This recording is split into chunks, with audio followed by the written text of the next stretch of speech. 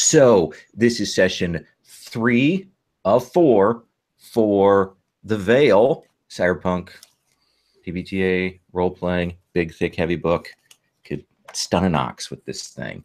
Anyway, we were in the third session. We had a crisis point last time. We did some discussion about beliefs and things at the end of the last session, which is the mechanism for generating XP. Anybody have any questions about their beliefs? Anything they want to change or redo or add on any of those? Is everybody comfortable with them? Anything we need to talk about?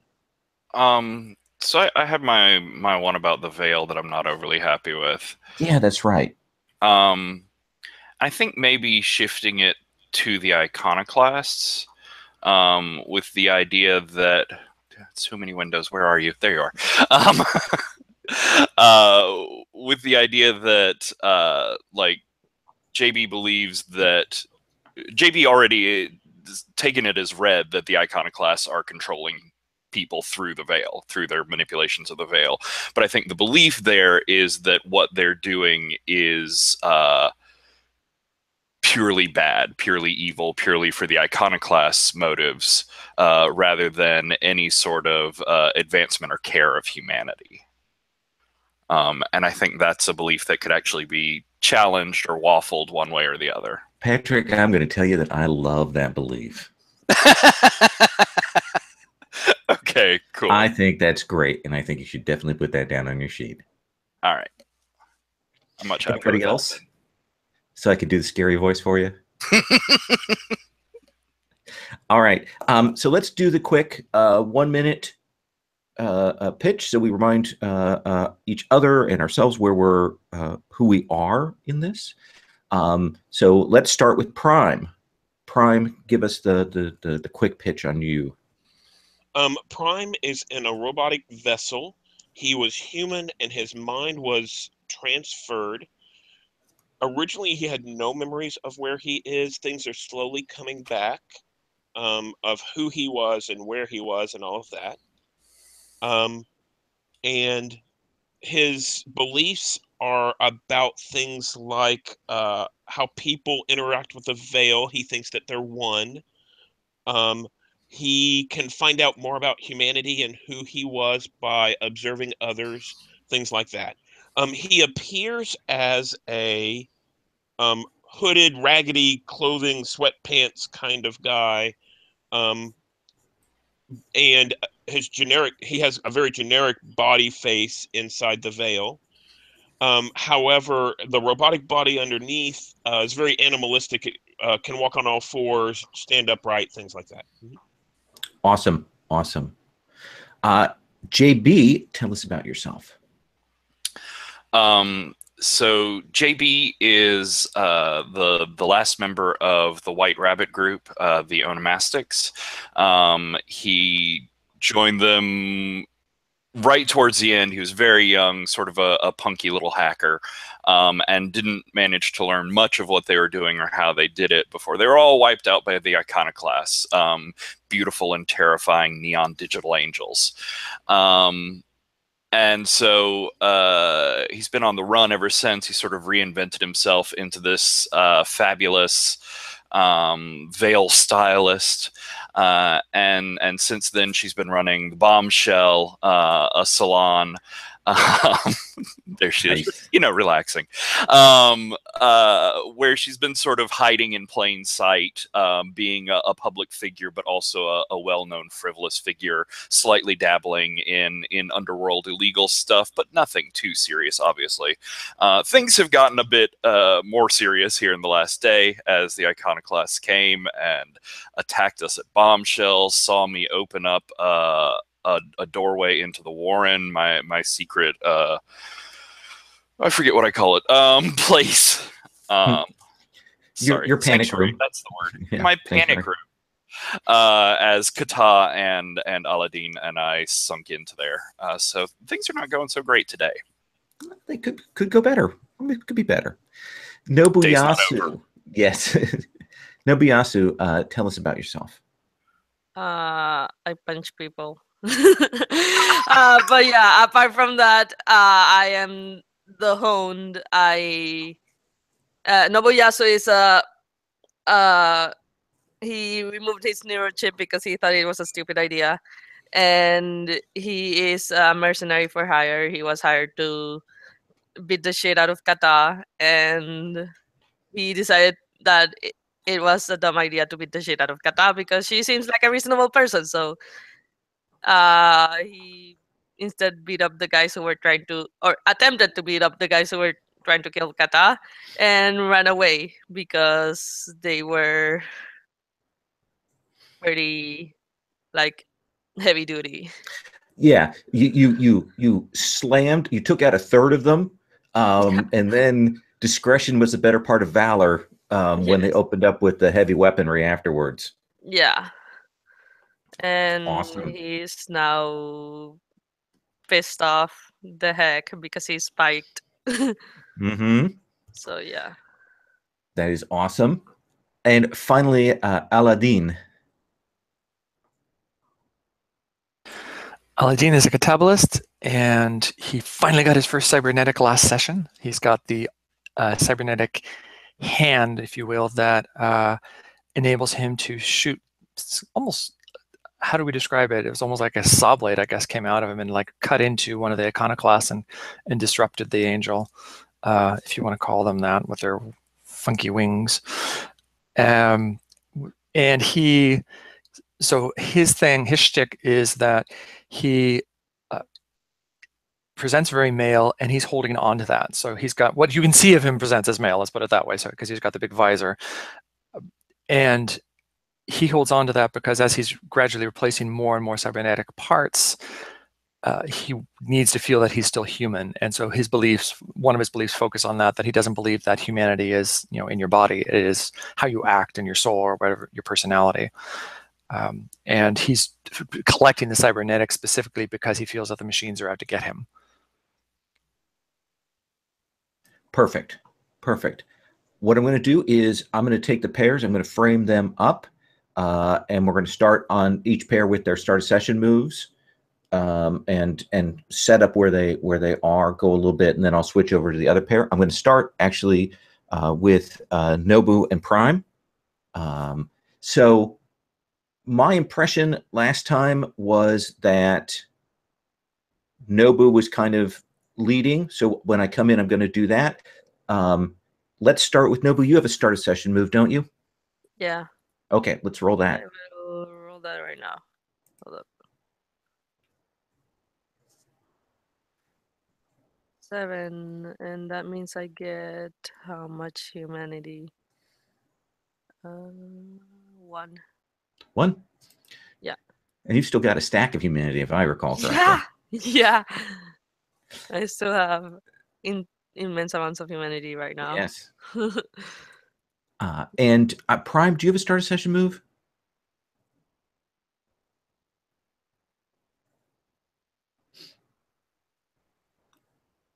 You're muted. Okay, it took me a while to get unmuted. Okay. Yes, I have a start of session move. I roll, and it's you ask me a question from a list. Okay. So, oh, yay! I rolled Snake Eyes. All right. If it's a miss, I ask the question and you answer it. Okay. And I was looking through to see which ones were interesting. And I think an interesting one for you is, who created me?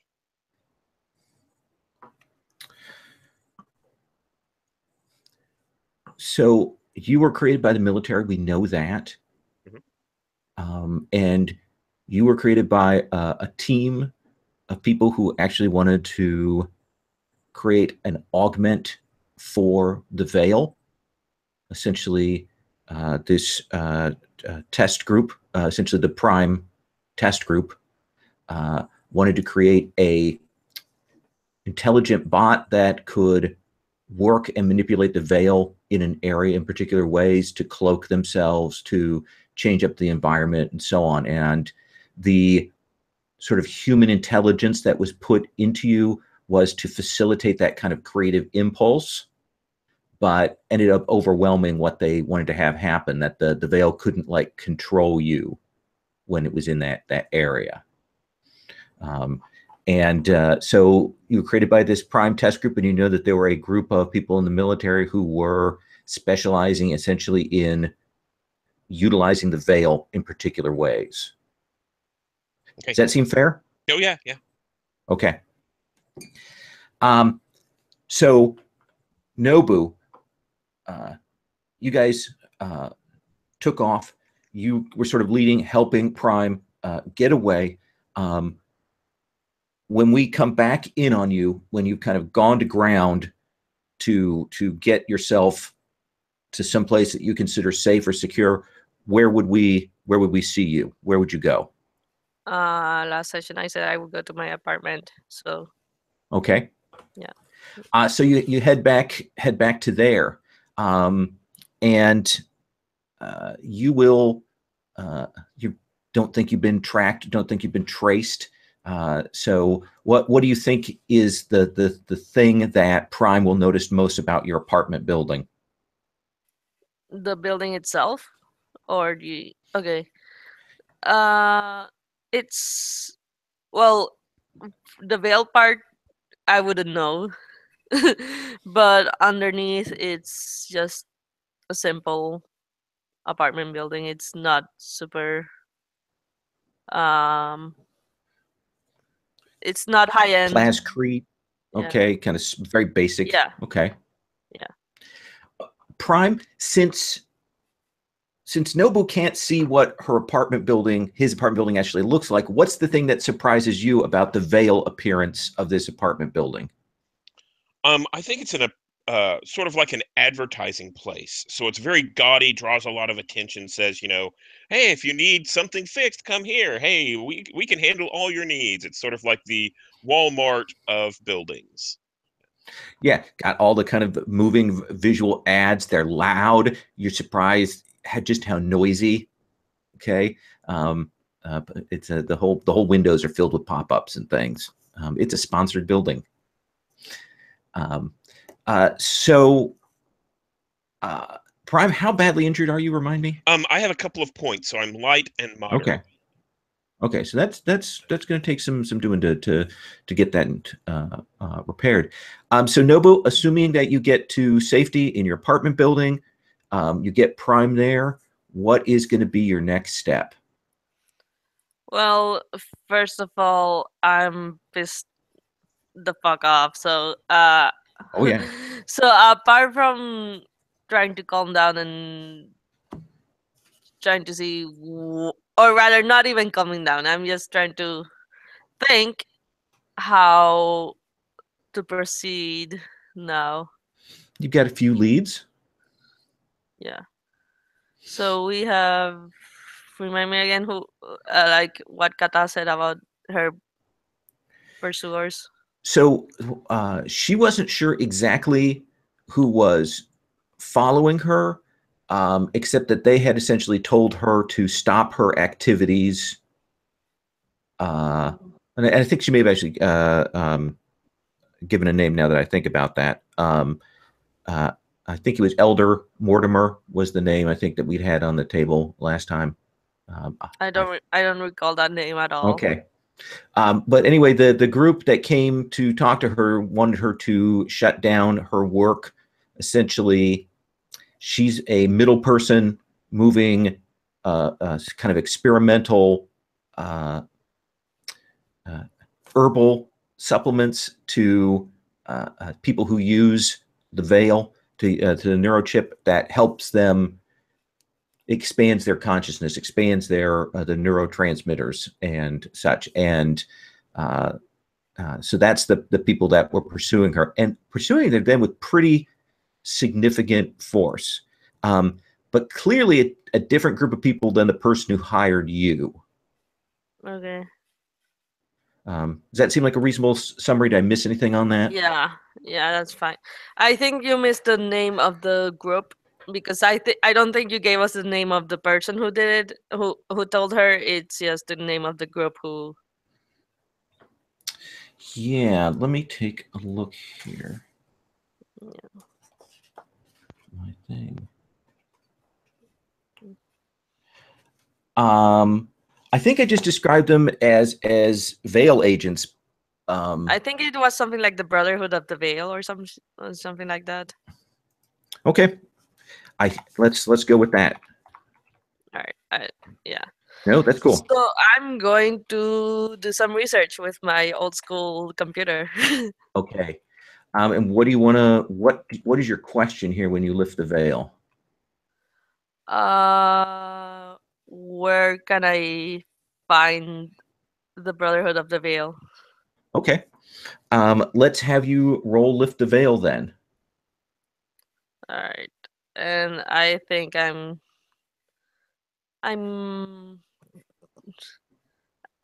trying to not be mad, but so I think I'm gonna be peaceful at a -2. Okay. Try to break out of your cycle. Let's Yeah. have you roll. Oh no, 2. But hey, at least I'm not mad anymore. You're not spiked anymore. Yeah. And so yeah, you will definitely go to kind of pull that stuff up, doing your searches and stuff, and you definitely get that ping that someone has tracked your activities, has noted your search, and that someone is alerted out there. All right. What about you, Prime, now that you've had a chance to sit down and gather your thoughts, I suppose? Yes. So I think Prime, whenever we come into the apartment, looks around a little bit and says, oh, of course, you're going to gather your things. I think Nabiyasu sits down at the computer and starts typing away, and I'm like, is this place safe? You know, we need to leave here to make sure that, they don't catch up with us. We need to stay on the run. I think it depending on the timing, I will agree or not.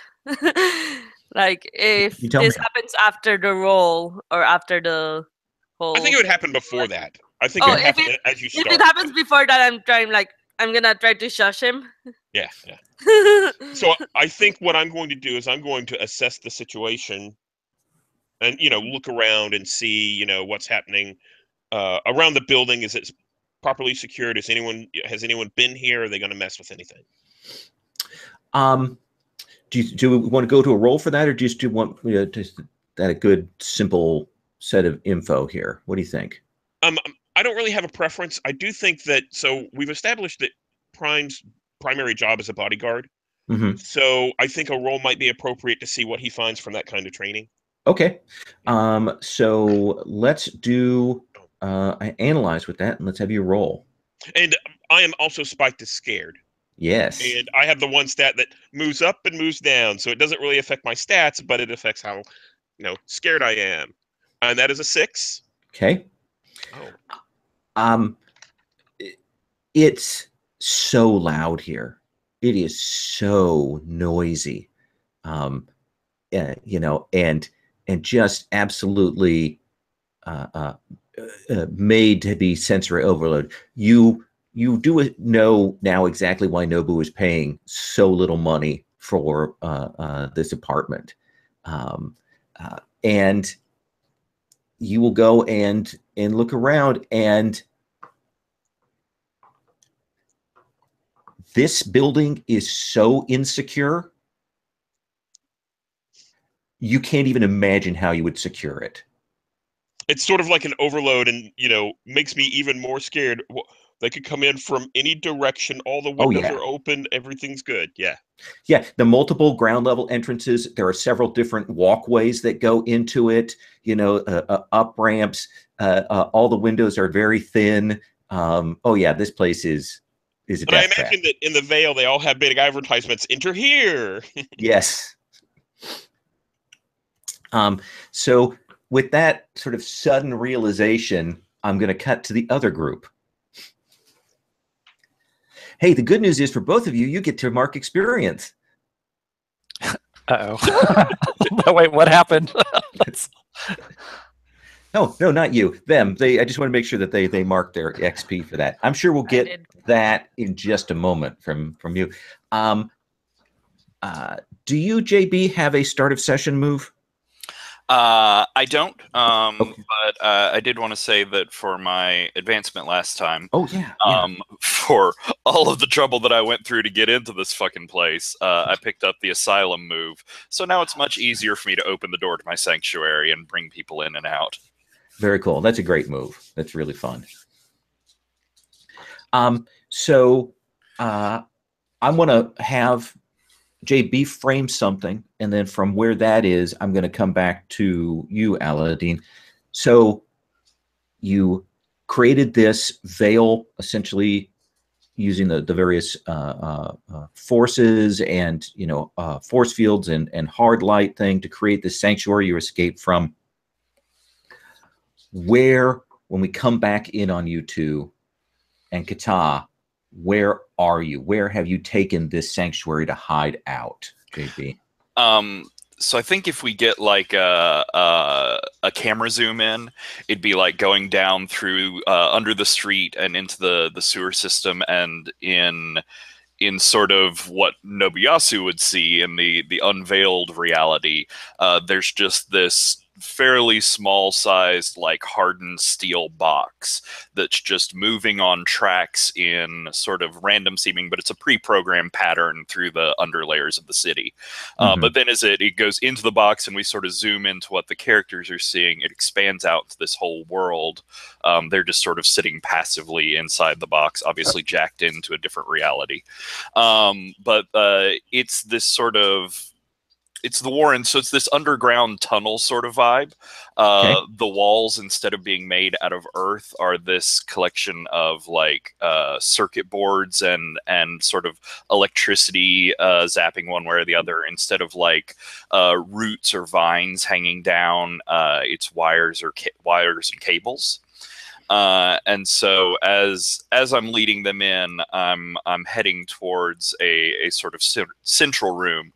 Where I'm going to pull out that data crypt that has that virus squirming around in it. I'm going to plug it into some wires and start trying to analyze and play with it. Okay. So you're still keeping the sanctuary up and you're kind of underground with that? Or are you letting that? Okay. All right. Yeah. All right. Yeah, we're very much staying in that like dark veil reality. Okay. So what is your reaction to that, Aladdin? This transit, and B, this sort of weird, I mean, you can tell this is not the veil that you know, that this is something else.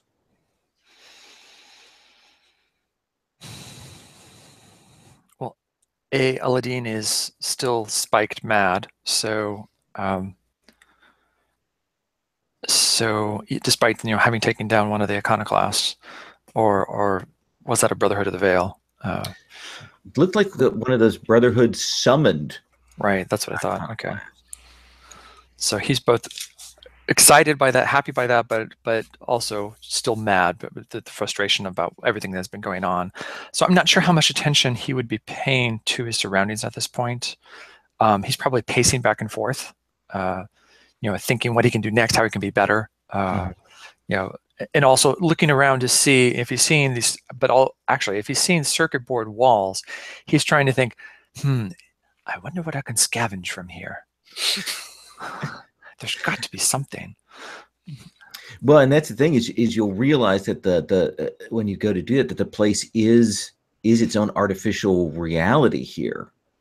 That it doesn't have, necessarily a physical substance to it, but there's lots of interesting stuff. You're wondering where he's drawing the circuit boards. Where is that info coming from? Are they real circuit boards, or are they just imaginary? And I think as you like go to touch the walls, while it looks like hard circuit boards, it feels and sort of crumbles away like dirt. And there's just like more layers of circuits and stuff underneath, but it sort of comes off under your fingers.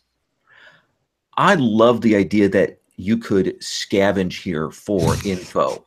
That you could look at the data and the way these circuit boards and things are built and learn something. Does that seem fair? Oh yeah. So maybe it's more of an upgrade thing. I'm figuring out how to upgrade something I already have. Yeah. How about you make that roll? Okay. That's cool. And I think this is actually going to be powerful with the -2 though, because I can't imagine me being mad and trying to do this. Right. I don't think that makes a lot of sense to me. Clear your spike, which is always nice. Yeah, so that's a -2 though. Okay. Let's see. And how do I do it? Click the button, but it's just going to be a -2, so it doesn't matter. Yeah. Yeah. Or it should be a -2 if I did it right. Was that a fail? Yes. Yeah. So the good news is XP, and you get to clear your spike. You clear the spike on a fail? Yeah, it doesn't. As long as you made the roll. Okay. Yeah, it as long as you made the -2 roll, it automatically unspikes. Cool. And you're kind of looking at it, and it's as he described it. You know, when you push against it, and that some of it falls away, there's more underneath, and you probably fall into that kind of stupor of that infinity of this. This is an unusual. This is probably a really disorienting veil effect. Most of the veil effect in the real world tries to be grounded in the real world. JB isn't under any of those limitations here. And so you probably end up having to sit down and kind of try to hold yourself together there, because it is so disturbing. Sound good? And I think, like, as you start to play with the wall there and get distracted, JB and Kata sort of walk away from you down the hallway, and as you're sitting there on the floor, confused and reeling, they come from, like, behind you, the opposite way, come walking up, as JB leans down. Oh, honey, no, don't try to do that here. Just get up. Try not to stare too hard at anything. It takes a while to get used to in here. And Kata goes, you don't have any like experience buffers on that neurochip, do you? No, I have to let it in raw. That's the only way I can work with it. She makes a face. She's like, oh, more power to you. Okay. Yeah, we all do what we need to get by in this world, honey. Fair enough.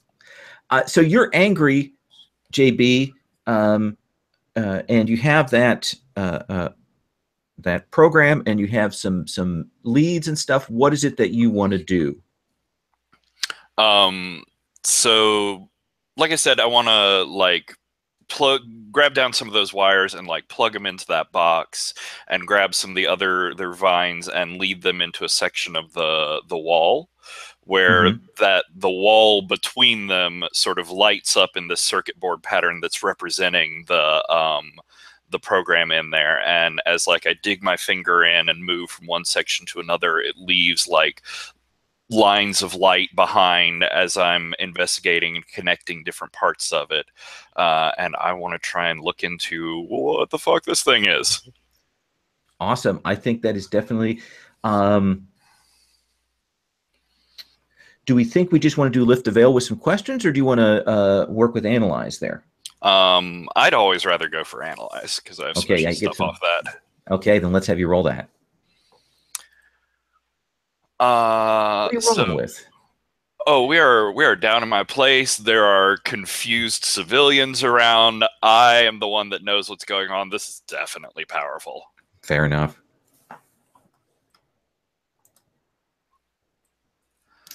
Oh. So the good news is you get to mark XP. Oh, thank goodness. The bad news is when you go to do this and you're kind of like, okay, well, I've got to like at least put some sort of contact into here, get that thing, and boom, your sanctuary's gone. And you and Kata and Aladdin, who have been kind of held up by the force fields and kept sort of aside from the thing, there is that sploosh as you drop down into whatever kind of sewage lines and underground that you're in, and just suddenly boof, and there's a lot of them are self-contained flows, but there's always drip off and things, and so you land in that and crash down. So yeah, I think it's this zoom out to that little like metal cube that we were traveling in, and you realize that it's not a solid cube. It's all these like put together pieces of metal that all just elegantly unfold and drop us. And you are all three immediately soaked with the kind of stuff that you don't want to be soaked with. The coloring here, it's kind of a dark silver and gray liquid. The sort of the effluent roll off that comes through here. The veil that's here is incredibly basic. It's made for two people. It's made for intruders to make it difficult for them to read. But it's also like more like a schematic for people who would work down here. So it's this sort of generic, here's a tube and things like that. And it doesn't show you, yes, it is veil poo, so you don't see the actual color of it. So yeah, I think JB comes like splashing up out of it. Her veil is fritzing out and all of the colors are wrong. And underneath, like the outfit and wig and makeup that she is wearing are like all askew. Fuck! That's a good cut. So let's cut back to our Prime and Nobu at the incredibly insecure apartment complex.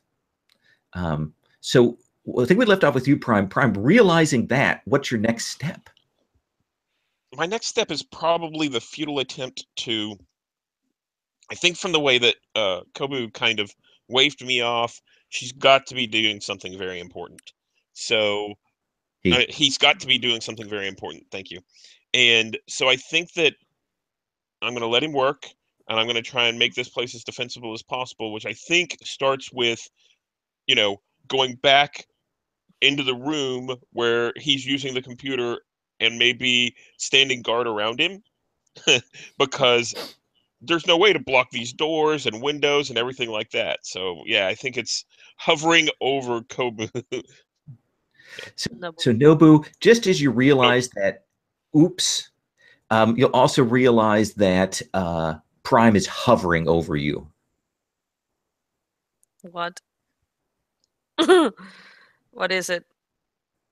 Do you realize how open this area is? Is this your home? Yes. Anyone can get in here at any time. Okay, we should probably go then. Yes. All Good. right. So Nobu, since two questions here that I want to ask, and I'll put them both out there, and then you can figure out how you want to deal with this. So the one is, where would be the second place you go to ground? And the other one is, if sourcing things online on the computer wouldn't be successful, who else would you go to get info? So where do you take off to? Normally I would go to JB.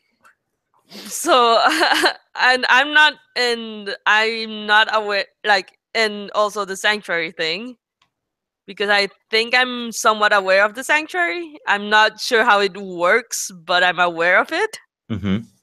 And also, like established in the last session, JB has an old computer in in their salon, but that's not an option anymore. So I'm just gonna call JB to see what they're up to. Okay. Staying here or going on the move? On the move, definitely. Okay.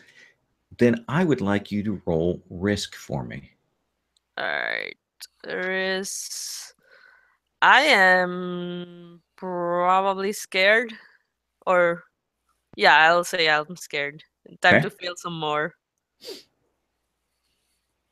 Because I'm worried. Uh, yes. Yes, as Wow. in fail. So you two will go on the run. Prime, I assume you're assisting there. Yes. And when he goes to take off and go on the move and call, what are you doing? I think that the two of us are basically he's gotten what he needs from the apartment. We're going to head out. We are traveling in a direction. I think I'm steering us in a direction where JB's sanctum has been before. I've been wounded before, and JB's been able to help out, so I'm going to head in that direction. This is an old previous location that isn't, the place where it was in the previous session, but it's where it was, years or months ago. And I'm kind of steering us in that direction while Nobu is trying to contact them. So absolutely. So you can get people moving. You've fallen in the river of effluent, JB. When your phone will ring.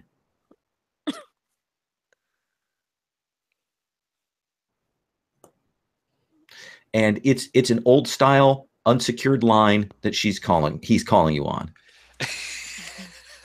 Awesome. So I just have one question from the fallout of the last scene. Yes. When we fell out of the sanctuary and out of that box, that data crypt Is still did held. it stay behind in the veil? Did it fall out with us? Is it empty or full? It is still, because you created that independently, it is still locked tight, and essentially you can pull it out of the veil to have that with you. Okay. Okay. So this super unsecure call comes in. Nobu, sweetie, that can only be you. No one else even understands how phone lines work anymore.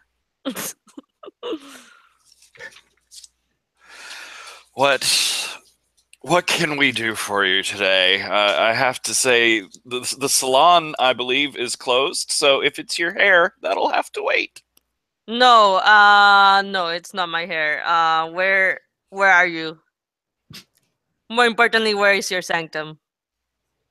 Up to my elbows in shit, and God knows where. Jesus fucking Christ. Do you at least know where in the shit are you?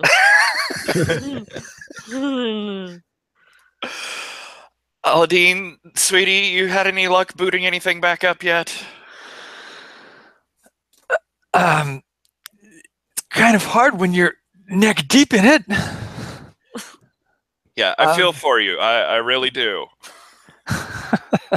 Yeah, well, you should, but I don't know. I kind of like this better than that labyrinth of circuit boards we were in. I'm thinking, well, let's see. We're deep underground, but so you don't have a map? You didn't map where your sanctuary goes? I was paying attention to people who were getting lost in the walls and evil programs that were trying to eat our brains.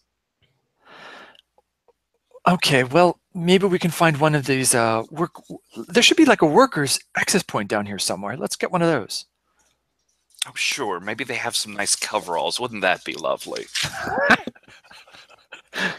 They won't be real, JB. We're working on it, Nobu. We're very together, and we know exactly what's going on. We just don't feel like telling you yet. Sure. and that's like the most sarcastic sure you'll hear from Nobu. Oh, I felt it. Yeah. Sure. What do you want me to do in the meantime? Well, don't get caught and killed. That'd be a nice start. I can work with that. You can check and see what happened to my workshop.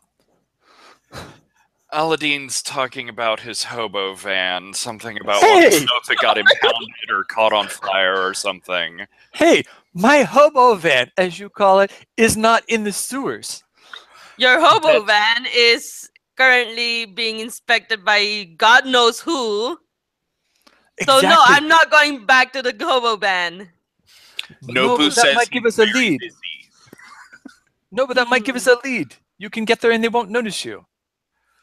I think they'll notice me as soon as I get there. I like the idea that Nobu and Prime are kind of running down the street, or limping as it is, and she probably has it on speakerphone, so we're getting weird looks from passerbys as we talk about weird stuff. Yeah. Yes. So Well, yeah, that probably not on speakerphone because then, well, maybe for the sake of levity. That makes sense. Yeah. So yeah, I think we see like a light up ahead and find our way towards one of these workstations to try and dry off and figure out where the fuck we are. All right. So you guys essentially are going to pull yourselves up and try and get to a above ground location, maybe to a shower, that kind of thing. That'd be lovely. So let me ask you, Prime, then, if it's going to take a bit to meet up with them, where would you go that you consider safe? So typically we go back to the bar. I go back to the bar. This is a place that it's kind of a neutral place. You know, things get messed up here, but people don't start fights there. This is where you get work. So it would take a lot of the bar that you started at? Yeah. The bar that Katana owns? The bar where Nobu actually started a fight in. Yeah. And the bar that Aladdin sent the police? Yeah, I think that's all the same place. Okay. So Prime is starting to steer Nobu in that direction. Yeah, as soon as I realized that we're going to the bar, I'm like, no, Prime, we're not going there. Why? No one will bother us there. No, I think everyone will bother us there. Oh. Kata owns the place. You do realize that, right? Oh, yeah. She did hire me there. So that's true. That's not a good place. Okay, so let's go someplace completely different. We don't know where they are. Let's go to a entertainment sector. Someplace where they sell Veil vids, Veil entertainment, as well as physical entertainment. So we are going to literally start doing piss off until we get to JB and shit. We are going to hide amongst the frivolity, because we can hide among the masses. Can I make a suggestion, Lowell? Sure, if you want. Yeah. I think it would be cool, given our sort of visual aesthetic, if there was like a festival of some type going on in this central place.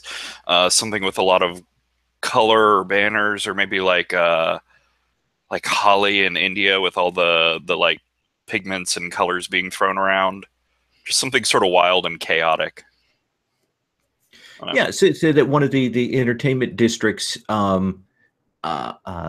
let's say they're probably like micro Disneyland kind of things, and they have various roving holidays and stuff. So there are places that you can go in that are more chaotic to blend in with. Okay. Which I don't think would bother Nobu at all. He wouldn't see any of the colors or anything. Right. You're completely fine. All right. He'd see some people acting very strangely because to everybody else they're in costumes. So, all right. So sure, let's go there. So Prime, this sounds to me like you guys are trying to kind of go to ground. You have some traces and some tails, multiples from bad rolls on you. So it sounds to me like you're trying to get away, like you're trying to divert and escape. Yeah. Does that seem fair? Yeah. Okay, let's have you roll divert. Okay.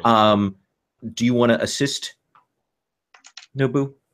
How does assisting work again? Help or hinder is just a standard roll. On a hit, they get a +1. 7 to 9 means that you also suffer potential problems. I think I will help by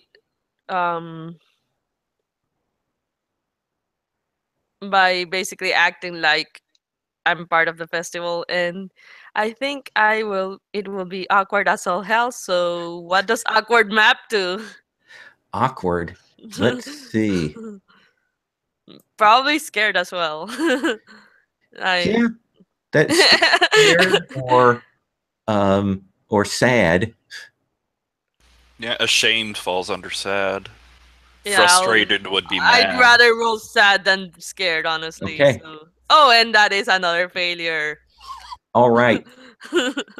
So let us say when you go to do this, Prime, Nobu is no help.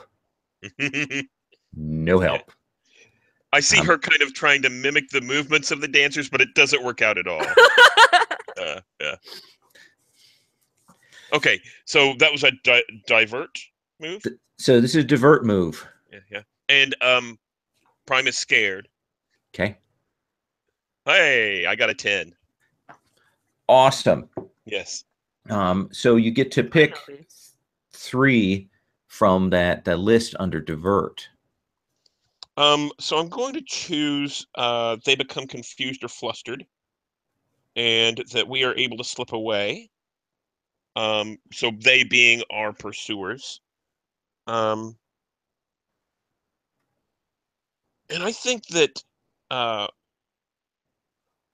actions create an opportunity for us or someone else. Yeah. So what I'm going to say, as sort of the fallout from all of this, from getting dragged around, from being awkward, from being in such an artificial thing, I think I'm going to bump one of your humanity off there, Nobu. Does that seem fair? That is fair. Okay. I have tons anyway, so. Yeah. And so you guys will be able to get into this entertainment district. What is the most exciting and visually stunning part of this festival here, Prime? So I think what it is there are people who are doing multiple people are doing single coordinated displays, and it's amazing how well coordinated they are. It's almost like light and sound and shape are all being stitched together, but they're being stitched together by different minds in unison. Awesome. Cool. And it's just a rolling of that creativity there, of the sort of human consciousness creating that. What do I see? For no, well, you don't see people moving around doing the stuff. Also, this is a lot of people together in an area, so you're probably getting all of that because you don't have the sensory receptors to change it. You're getting all that smell of sweat and burnt hot dog smell, and all of those kinds of things, oil and all of that, and it's pretty potent here. What will be the one place that you're like, okay, now this is a good place for me to be here? What will be Nobu's sort of sanctuary here? I want to say there's this tournament, like video game tournament. And he just oh, hey, I can actually figure out what's going on because it's old games. Oh yeah. and retro. So it has all Yes. the controls and stuff. You know, they got laser pachinko and you know, all of the little Dance Dance Counter Revolution and you know, Yes. all of those things are here. And so Nobu will head in there. Prime, I assume you follow. Yeah, and I think that Prime actually stands out a little bit. Whenever he came in, his veil appearance is not artistic at all. It's just a generic kind of, body clone. But I think that once he goes into that retro area, I think a lot of people start to say, "Hey, that's very retro, cool, man." Oh yeah, sweet, sweet. I like that. It's very Minecrafty. There, you got that pixels going on. Very sweet. Oh yeah. Nobu, one more question before I move on to the other group. Yeah. What game is Nobu best at? Street Fighter. Street Fighter. Okay, Street Fighter. I mean, might as well. perfect. So, Prime, you're kind of keeping a watch on things. You're retro. Anything else you want to do here before I switch over? No, I think we're pretty good. I think we've confused people. There's a lot of confusion. Oh, yes. I think there was some created advantage from that move. Okay.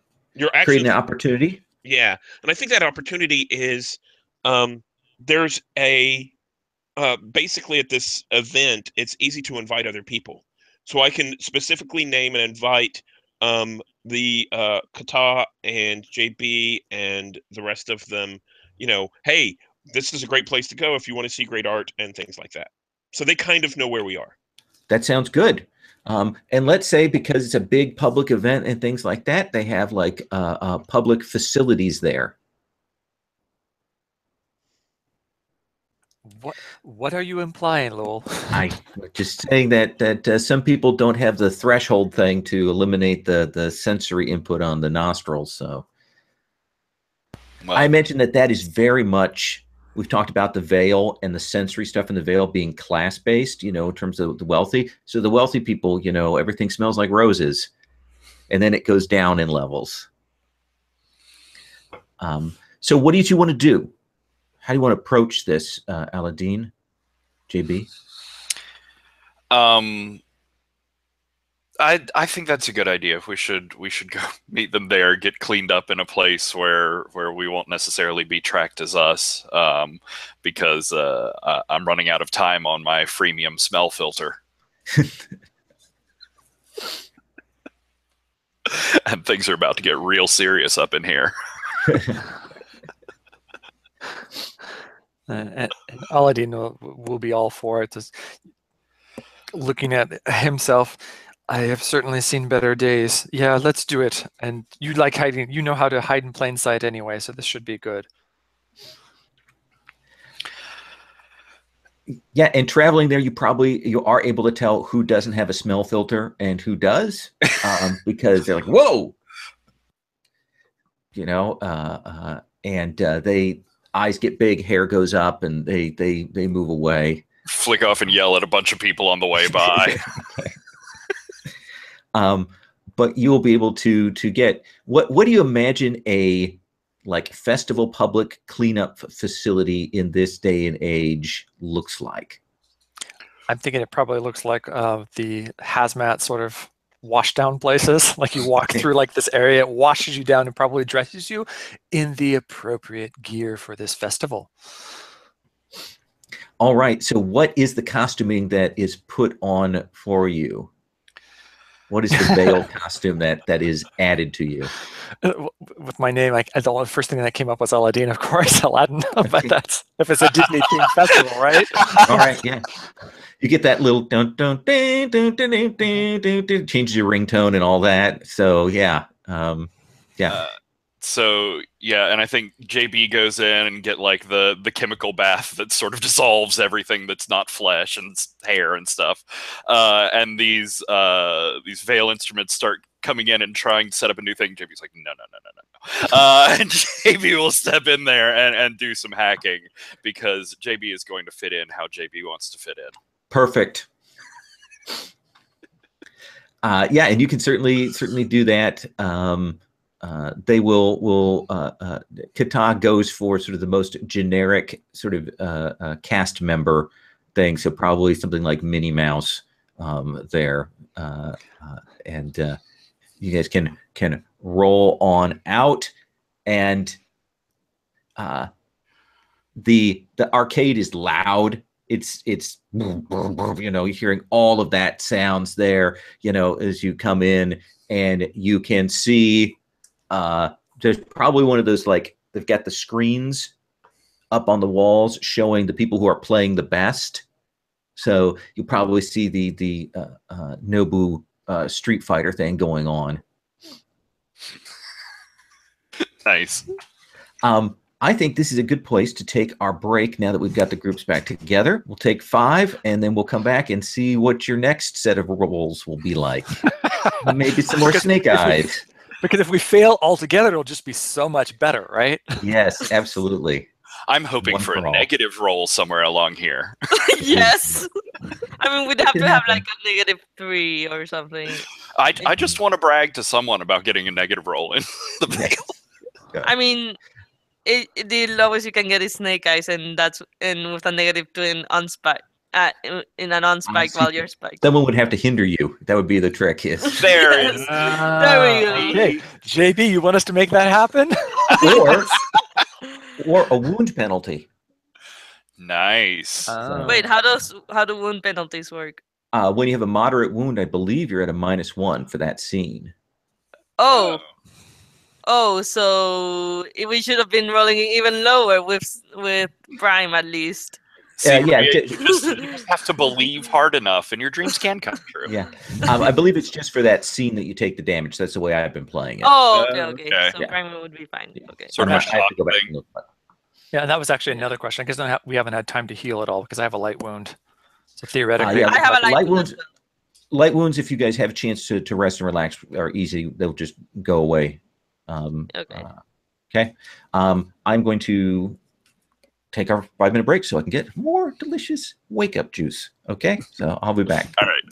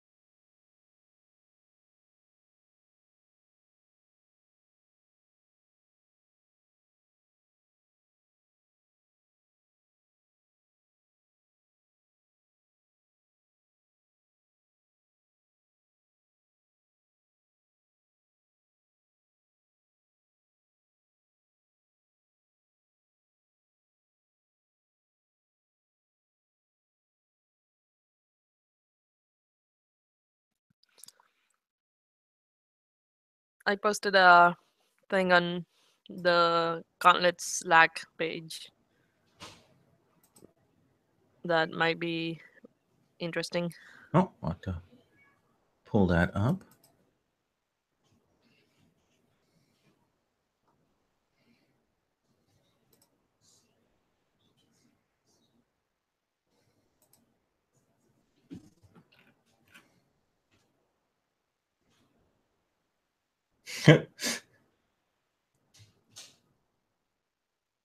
That's interesting. It's a good point. Yeah, like I feel happy doesn't get as much use because you can narrow it down further by saying powerful or peaceful, and it's basically kind of similar. Yeah. It's interesting. I redid with the Changing of Lost. When I did the second version of the PbtA, I changed it over to the states, and I think because some of the states are associated with the different seasonal courts, I think it gets a little more spread because there's some other factors involved there.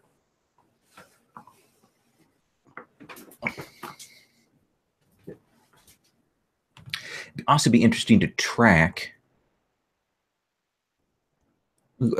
in data what the actual role uses were across campaigns.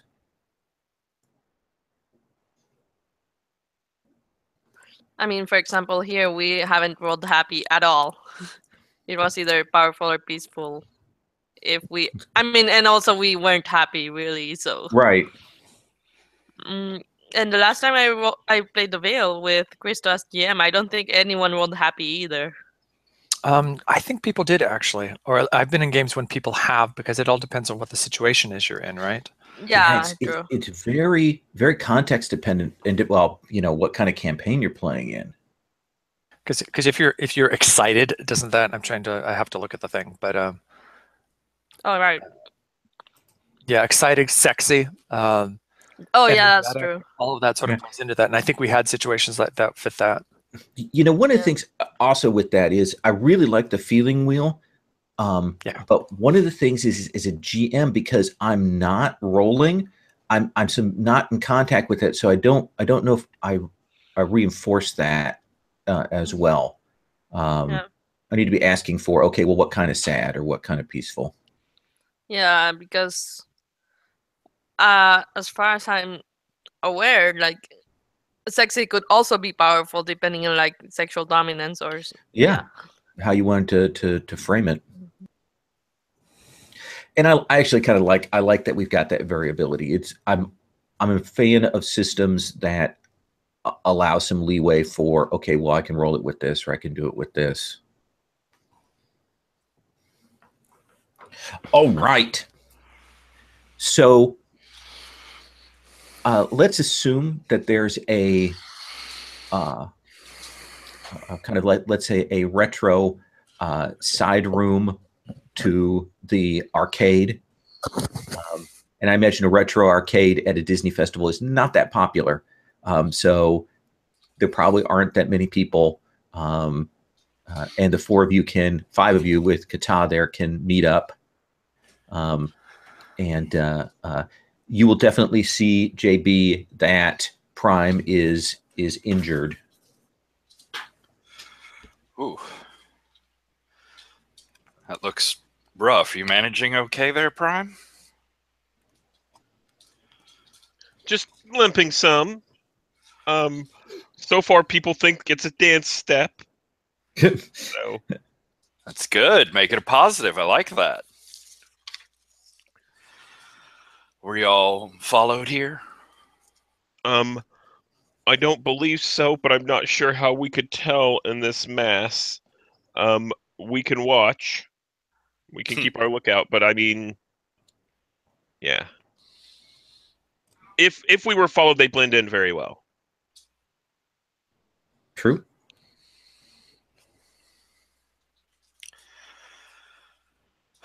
Well, we need information about what's going on. We need to find out who the fuck is following us, why they're on to us, and why they're after this one, pointing over at PbtA. And we need to know more about why there would be such a heavy, heavy response. They brought a damn army down. And what was that thing at the end? That was more trouble than we're prepared to deal with today. You're telling me that's a big thing that just happened. Yes, Kata, can you explain in more detail, please? Yeah, why don't you tell us about these veil drugs? What's so special about them that's getting you killed from all angles? So I have a contact, the person who supplies these to me. And he's working with people who are out in the wilds, out in the forest. I don't know about how this is manufactured. I don't know what the process is. I don't know what the politics is. I know there are a couple of different groups who are working with the wilds. It's a dangerous place to be at. It's a dangerous place to go. So what I know and what my spiel is that these drugs essentially allow you to experience the veil in a different way. Stronger, more potent, even more realistic. You know how you've got those sensory caps, depending on how nice a set you've bought? These allow you to experience the full range of it without having to get the heightened chip. And it's really, really effective. And I don't know if it's a question of, well, I think it's a question that they don't want people being able to do that. They don't want the veil out of central control. Essentially, you're peddling drugs that enable the veil god mode. Yeah, that's a good way to put it, Prime. That's actually pretty solid. Where are some of these? Do you have something we could look at? Oh, hello, Aladdin. I do have a stash put away. I've got a cache that we could probably get to. That would be helpful one way or the other, either as knowledge or as a weapon. There's also the matter of this little beauty. Pick up and shake that digital crypt. I've tried every way that I have easily to hand to look into what it is and why it was put on you. But, well, if I can't crack it, we know who put it in there. It's our dear, dear Mr. Sadavati. Was the one who would have embedded that in your veil there. And I think maybe it's time to make him tell us a little bit about what's going on here. It's like, okay, if you think that he's the one who did this, I mean, I don't know. I don't know where that came from. I don't even know what it does. I'm just assuming here, Lowell, but I felt like I got a feel that it was like linked into her veil overlay there. Is that it was me hidden? Just jumping Yeah, to conclusions? No, that seems correct. Yes. Okay. Before we do that, Aladdin says, and he obviously feels uncomfortable in the garb that he's wearing. That's I would be happy to get out of this festival faster, if possible. But maybe we could find a quiet place and I could look at the virus. I might be able to access it in a different way than you can. Maybe I guess if you wanted to try, I don't know what you could find, but I suppose. I might surprise you, JB.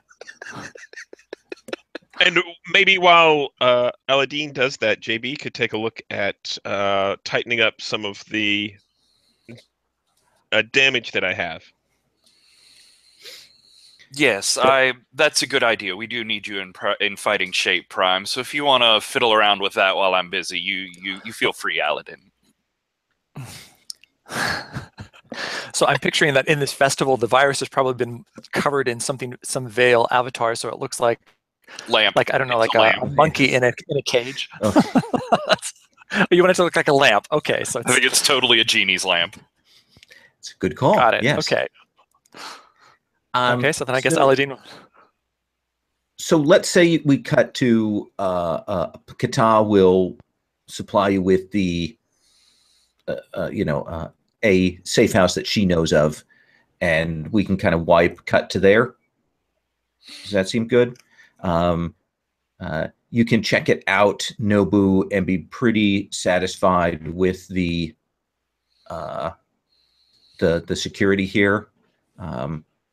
She will also essentially pull out some account stuff and hand off 2 cred to each of you guys for walking around money.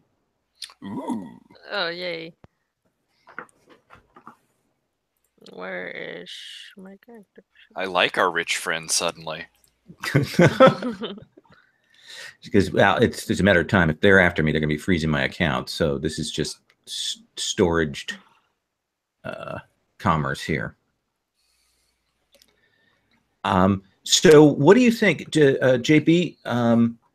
It seems to me like healing 1 harm would be no problem for you on Prime. Yeah, I've I worked to integrate a lot of his systems and stuff into the Veil anyway, so I'm familiar with how he works. If you want to try and fix both here with your technical skills, I'd let you roll risk. I don't see what could possibly go wrong there. I am an expert in my field, and things have been going swimmingly today. Why don't you roll? I don't know if you noticed this, Lowell, but that was less encouraging than you may have meant it to be. I may. God damn it.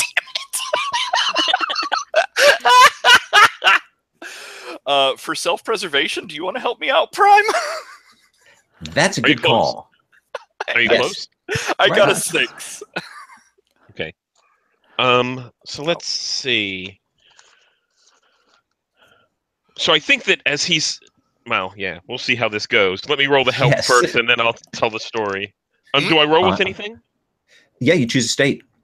Yes. Oh, I'm this is scared. Scared. I'm scared. Okay. And is there anything Gary would do? No. Ooh, Mm, don't think so. Let me take a look here real quick. Okay. I think it mostly just solves conflicts. Yeah. Okay.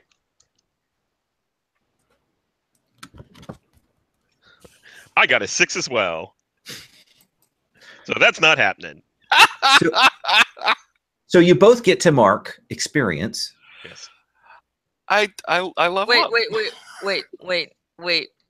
Let me see. No, I can only give it to myself. Frick. Okay.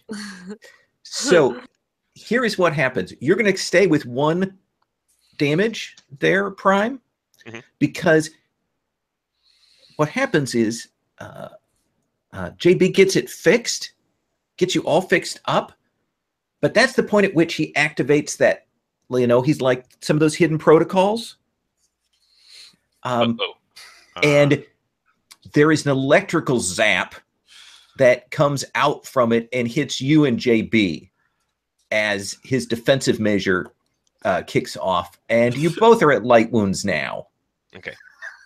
Awesome. What about? What does that look like? So basically, the advancement that I took was built for battle, which means that I'm caustic to the touch, and in this case, electrified. So I think JB's actually, looking around, and he finds the equivalent of a safety for a gun. And he's like, "Oh, did you know that your safety's on?" And he clicks this little button, and as soon as that happens, I kind of shy away, and everything goes zap. I think there's a little scorched area, around us as we've both taken some damage from it. Yeah. And I think for a couple minutes thereafter, until things get sort of settled down and less smoky, JB's just all different parts of her body are just flickering through all these different looks and outfits and personas and wigs and makeups that she's had on. It's all just a jumbled mess. And Nobu, what's your reaction to all this? Nobu is resting his wounds and reading a book. Well, this is happening. Yeah. Kind of do that thing where you're sitting there and you kind of look up and then look back down. Yes. But Yeah. I think Aladdin would come up and look at the two of them and say, "Are you two okay?" I'm great, Al, honey. It's all going really well right now. It's been a wonderful day. I've accomplished everything I set out to do, and most of my store is still not burned down. How are you feeling? Well, I just wanted to point out, relating to your previous comment, that I'm the person that installs cybernetics. And I might have... So maybe next time you let me do my work. Weren't You don't go into my very area, and I won't go into yours. Weren't you very busy looking into something over in that other corner over there? Nobu does the thing again. Does the what thing again? Oh, The look up. look up, look down. Yeah. Kata goes, okay. Separate corners. Please don't kill each other, because you guys are all I have right now, and I'd like to have all 4 or at least 3. So, And It's 3. I'm assuming that Aladdin and Nobu are healed.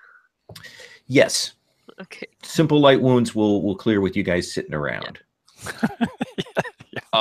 So with that last wonderful cascade of fails, I did get another advancement. Hey, isn't that great? Wonderful. And I think I'm gonna Don't go chasing waterfalls. There you go. I think I'm gonna pick up the expose move from the denotation, one of the new ones. Ooh, One of the I know what that only is. It's one of the only moves I understand from the class in any way. Okay. But I think it's interesting when you use your methods in order to completely strip away the digital overlay and the hybrid reality. Tell the MC what it is you hope to find by doing so, and roll. And then there's some potential picks, like the answer is frightening, disheartening, disillusioning, or dangerous. Or there's an entrance into a space unlike the digital or the physical. Wonderful. Or the change brings unintended consequences now or later. I'm digging that one. Oh, Big hey, time. so you can be a Nobu, except Yeah, not all the time.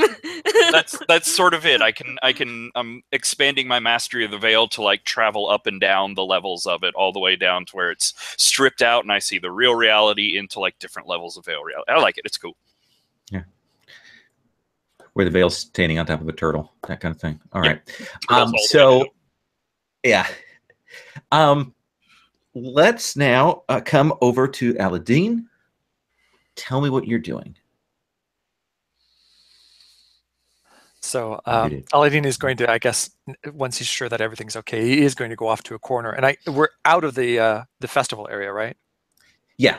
Okay. So we'll assume you're in like a more industrial business area where she's got, an office that's been bought under several shell companies, and you've got like a second floor, a couple of rooms here. Okay, so he'll go off into a corner or an isolated place and pull it out and pull out the virus, and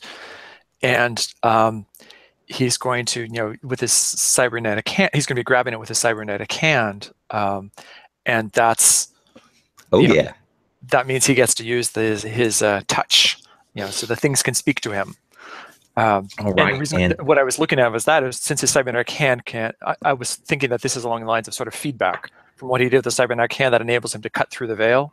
That that therefore it's that enables him to sort of sense the veil or get feedback from it. So that's how he might get more information from these things. I like that. I like that. And so the thing speak is its own move or is it an analyze move? When you handle or examine an object of particular interest to you, roll. On a 10 plus, ask 3. On a 7 9, ask 2. On a miss, it will ask a question of you, and you will answer. Oh, that could be evil. Okay. You guys have been rolling so well today. Yeah, this could go really bad, guys. What are you rolling with? Okay. Oh, do you want to use Omni Tool for this? Actually, that's where I got it from. And I get asked an additional question even if I fail. Yeah. Because it's my Omni Tool. That's the choice I took for my Omni Tool. So, yeah. Whenever a move calls for you to roll plus Omni Tool, but I don't think that means I get the +1 from it. Or you always get +1 when you're rolling. Your Omni Tool is always a +1 for you. Oh, okay. Then I guess okay, nice. That's the way I've run it. So okay, it has the advantage that it doesn't hit an emotion, but it's kind of capped at the +1. So that's an 8. So let's hear it. Okay, so Wait. an 8. Hold up, that's with advantage or? Oh, is that what it was? Yeah, that was with advantage. Oh, that's not what that was meant to be.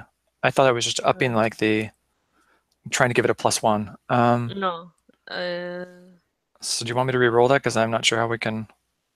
Yeah, Well, you're right. It's 3 by 6, keep 2. So you rolled an 8. You may keep that, or you may re-roll it, and maybe you'll get better. Well, considering that as powerful, that gives me a +3, so the odds are probably pretty good. But no, I'll take that because that was a mistake. Okay. But I'll take an 8. That's fine. So. Oh yeah, and by the way, when I say Omni Tool, when you roll with Omni Tool, it means that you roll just the Omni Tool's +1. You don't stack that onto an emotion. Oh, then maybe I should re-roll. That's okay. Yeah, then I'll re-roll. Okay. I guess that's the other then, and so that would be that one. You could put a value into other, or you could just roll a stat that's at +1. That should do Oh. There we go. Isn't that what we wanted? I thought that other roll felt too succeedy.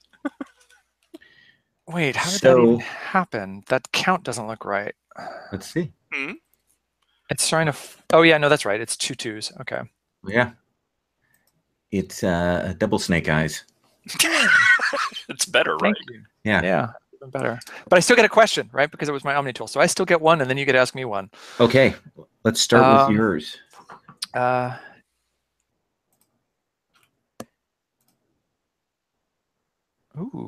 Ooh, I could go with a really weird one.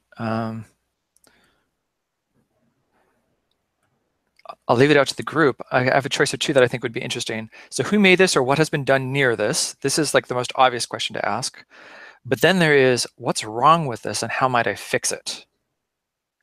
I think the second one, because we're kind of sure that whoever JB said it was the person who made it. So I think that, but I'll let everyone else give their input as well. And then there's also for what purpose you were created. But I think what's wrong with this and how might I fix it might come up with the most interesting answer. So I think I'll take that one. It is a virus that is intended to muck with the veil in an area, right? It's intended to do something to the veil in an area. It's intended to awaken the veil in a zone. But it's been modified to do that and then lobotomize that section of the veil that it brings together.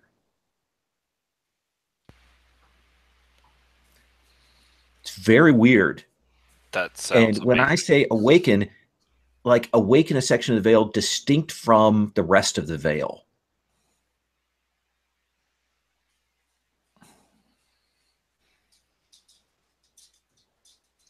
Well, okay, that's. I think with that kind of information, I think actually Aladdin might actually drop the virus as that comes through. It's like, holy shit, what is this? Yeah. But yeah, it's nasty. You could take the limitation it has on it is that it is made to destroy this awakened section of the veil. You could certainly remove that. Are you saying I could modify this? Oh yeah, you asked. Part of the question is how could you fix it? Yeah, Yeah. you know how to fix it.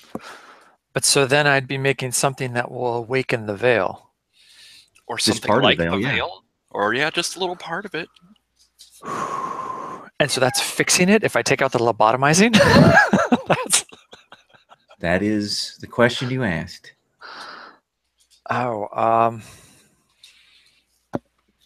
Okay. Well, I'll assume that it told me how to fix the lobotomizing, and I'll like put that away in the back of my mind for later use. It also gets to ask a question of you. Yeah, I know.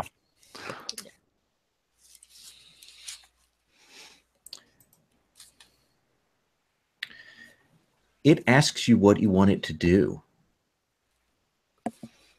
Virus says, tell me, what do you want me to do when it speaks to you?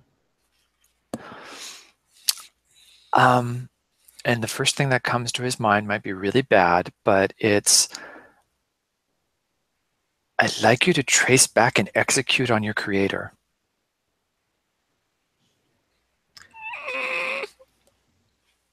All right. So the virus goes off.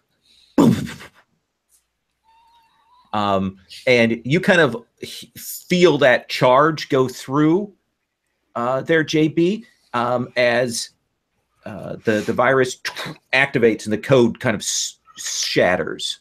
The fuck did you do?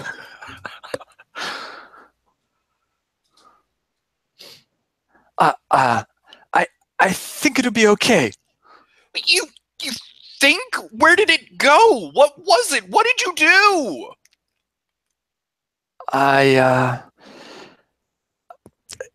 The first thing that came to mind was to try and do a traceback.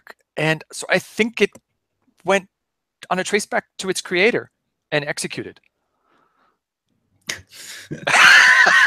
So I think this means we'll be able to find the creator easily. I love Nobu's little pop in there.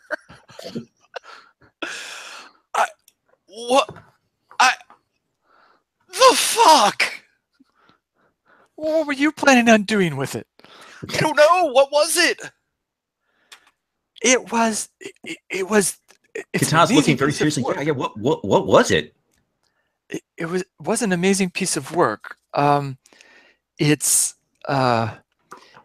It could actually make the veil alive, almost sentient, make a part of the veil sentient, but then it had a second part to it that was, I think, the safety, if you will, that would then lobotomize it. So I don't know why you would awaken it and then lobotomize it, unless that's what all of the veil is.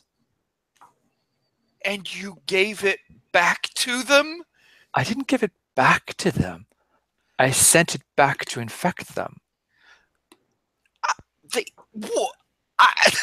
So many things! So many words!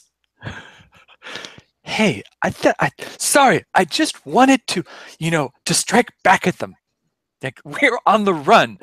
And, by doing this, at least, it's a smack in the face to whoever created that thing. So you've potentially pissed off one of them, or maybe just given them a unique artifact level bit of coding back that they had lost that we could have used to do all sorts of. No, it's fine. It's great. I'm sure it really ruined that guy's day. If I understand correctly, it sounds like yeah. What you're actually doing is it's creating life within the veil. And then killing it? And then lobotomizing it, which isn't that what the veil sort of is for us? It's not alive, but it's around us and breathing. Making the breathing corpse of a new iconoclast? That doesn't sound helpful. I have everything no idea dies what's When going you on. put it that way. Yeah. Everything dies eventually. I'm concerned about the people after us, and somewhat to your attitude of creating life only to destroy it.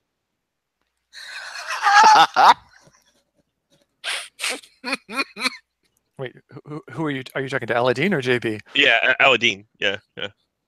JB, I think Aladdin actually probably asked that question. It was like, well, JB is talking about using life as a tool, but you actually actioned on using life as a weapon. Mm. What the hell are you guys talking about? Oh, are you trying to hit me with humanity harm? I don't actually have any of that. No, you do. So That's you don't have that move? I don't. There is I a way. do. Yeah, she does. And actually, I'm gonna try to do that because it's like, what the fuck are you all talking about right now? So, who are you hitting? I think all three of whoever's in this conversation. I certainly have enough to do that, but so it's like, So what what the hell are you guys humanity talking harm about? do for you? So let me pull up that, and we'll take a look at that here real quick. This is odd set of things here. There, easier if I do it this way. That. And sorry, give me just one sec here. So Nobu gets to make a lot of decisions about what happens to us from here. Nobu, the person I who think doesn't Prime give a can shit also. about anything. I think Prime also can't he?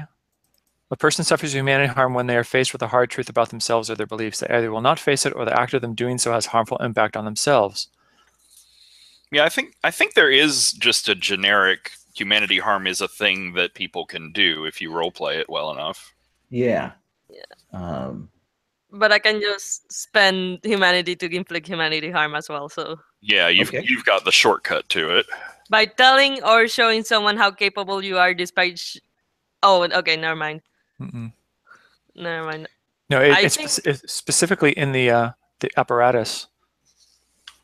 So in the apparatus, I have the Abyss Strikes Back, and I can generate humanity, and I could then divulge a belief or truth about yourself or my target in order to inflict humanity harm. Is that what you're talking about, Crystal? Yeah, I think that's why if you look at the left side of your character sheet, you have that's why you have a section called humanity harm. Oh, I didn't realize everyone didn't have that. No. What does humanity harm do, though? So humanity harm means when a PC suffers humanity harm, essentially hard harm or a hard truth about themselves, person inflicting the harm chooses any or all of the following. They lose time, minutes, hours, day or two, must answer a question posed to them, take a disadvantage forward. Okay. So I assumed that Nobu could do that kind of stuff with with his humanity, and I was like, I was scared of Nobu. Yeah, it That's does really it bad stuff. I inflict humanity harm by telling or showing someone how capable you are, despite shirking all technology has to offer. And I'm thinking it's like he's gonna go like, what the fuck are you guys doing? What's like he's kind of confused, kind of mad, and it's like why does it matter? It's like the veil is a construct. What are you like? What does it have to do with anything? Veil being alive, Veil being lobotomized. What does it have to do So with I think at this point, I think Prime kind of steps up and kind of gets bigger, and says, constructs are as alive as any meat machine.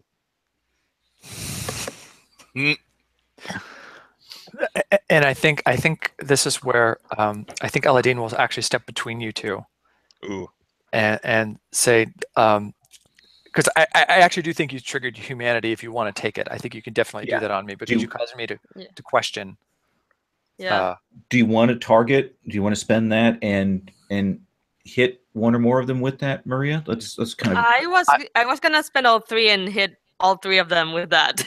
I'm not clear how you're doing it though, because I don't. But I see the trigger from. I see the trigger from Prime. I don't see it from you. Oh, okay.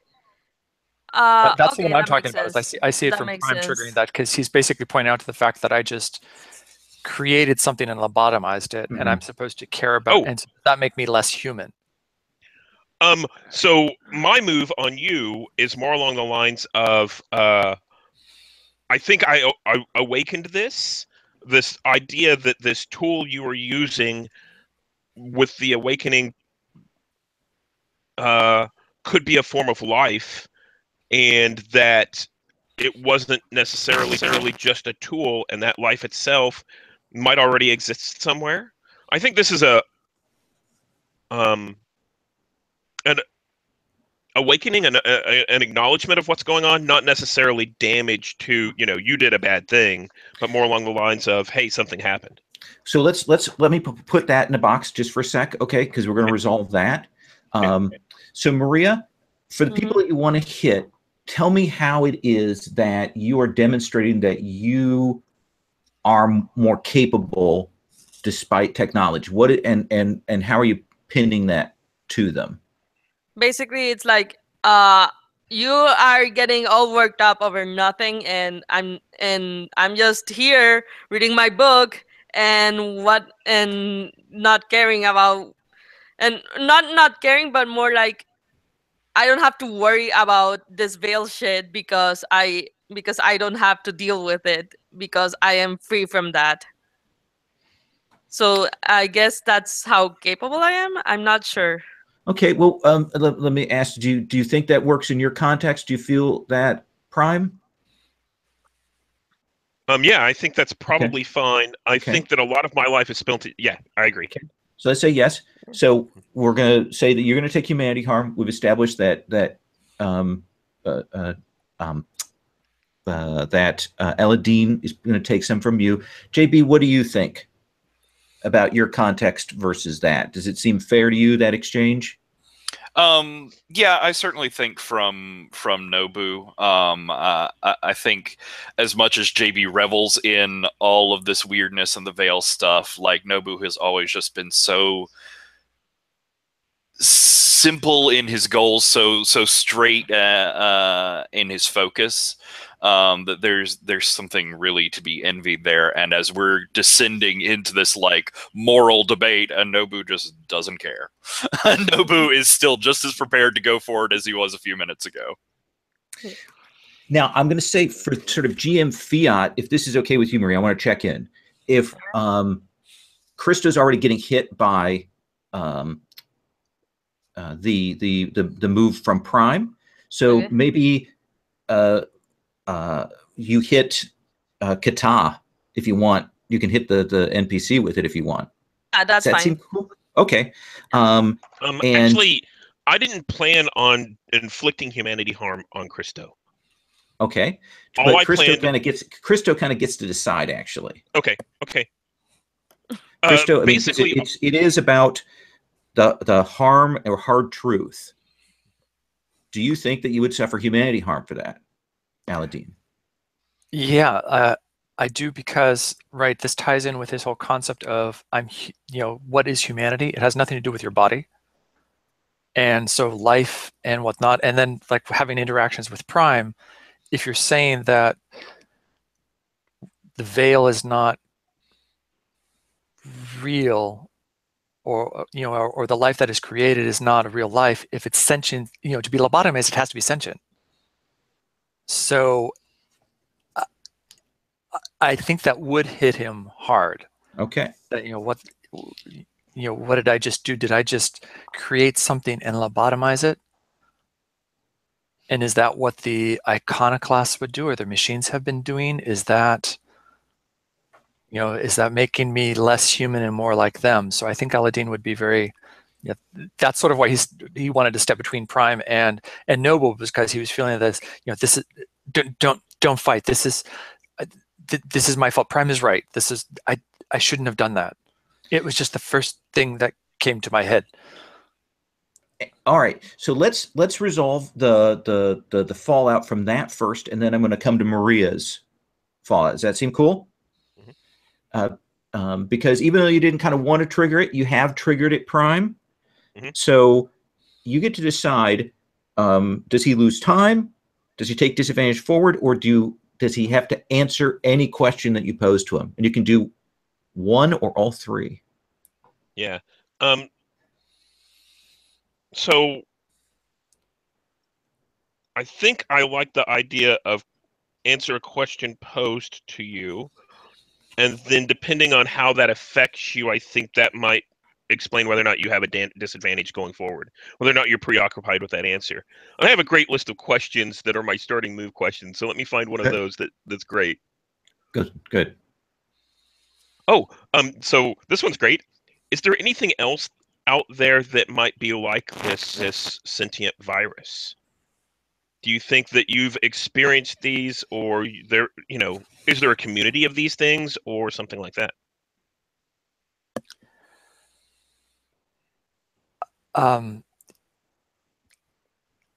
So I'm trying to figure out if I should try and answer this in character. I'm not sure how I could in character, but this would be a monologue, a thought process inside of Aladdin. Okay, then then I think this would be a flashback to the time when his family was attacked, and it's probably that he's remembering it now and thinking back, and he's remembering that aside from like one of those angel things, you picture like an angel thing coming in with like some sort of sword, and it's all this glowing stuff, like JB was describing it. Everything's very bright and glowing. There were also these smaller sort of things, so almost spider-like, crawling around on the walls, and parts of and they would activate, and something else would come out or change when that activated. And he's thinking that he's seen, whether it was this virus or not, but something similar previously. Nice. Are you good with that, Prime? Oh yeah, I'm good with that. Do you think that would preoccupy you going forward and give you a disadvantage? I don't think necessarily from that question, but I think from the questions you asked previously, I think it would be likely. Okay. Just because of the fact that he's worried, what did this actually do? Did they actually create something new and kill it, or and lobotomize it, or so I think he's going to be pondering that and very distracted. Okay, so we can deal with that whenever it comes up with the fiction. Okay, so Maria, let's come to you. You kind of push hard on your compatriots here, and we've got the humanity thing that you've pushed on. Let's start with Prime. Okay. It's lose time, ask a question, and or take disadvantage forward. What do you want to do there? I'm mainly gonna be asking questions. Okay, go ahead. And my question for Prime would be, how are you planning to like you're like basically Nobu sees you as a machine, but basically how are you going to prove to Nobu that you are indeed human or worthy of being human? So I have a question about the situation. So you're saying that you're saying that why are we even messing with all of this? That the veil isn't real and all that kind of stuff. Yeah. I think that's the point at which Prime kind of turns to you, and you see kind of the telescopic lens kind of zoom in and look closely, and then Prime steps forward and gives you a hug. Aw. Yeah. Oh. So I think your question was, how does Prime show humanity? And I think this is how. Okay. Showing emotion. Oh, yeah. Nice scene. Then let's move over to JB. Okay. Okay, and question there. Need to think. So, I'm like basically what. Oh, okay. We can deal with that later. Yes. Yeah. I think my question to JB is why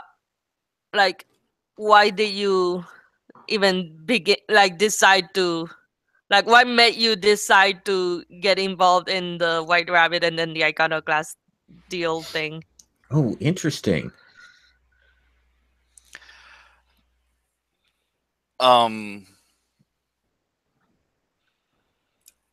Honestly, it was power and pride to start with. It was, a young hacker who had managed to track down these signs of this secret organization that was like so proud of himself for digging up this secret that no one else knew about, and tracking the secret hackers back to where they were and sort of confronting them with, you have to pay attention to me, you have to look at me, I'm worth being one of you, and that was like the high point of validation and worth in JB's life. And the Iconoclast came in and just swept it all away, swept away anyone that had recognized how amazing he was, and swept away any of the work that he was starting to respect and come to believe in. All right. For Kata, you see her she's been listening to this. She's heard what you've said, and you can see the wheels kind of turn in her head, and she sits down, and you can see that she's starting to put together the enormity of the situation, how deeply fucked she is, how if the thing that's attacking her is the veil, that she's screwed. That this is the end of the line. You guys aren't going to be able to do anything to help her. She's so tied into that. That's her life. She can't tear out her neurochip like you do. And the veil's everywhere. And so she just you'll see, she just kind of sits, and she's usually been standing pretty tall, like solid. And, you kind of see her shoulders slump, and she's just holding her head at this point. Not going to become a threat. That's one of the options on the thing, but I think that's a good reaction for her based on what's going on. Does that seem fair? All right.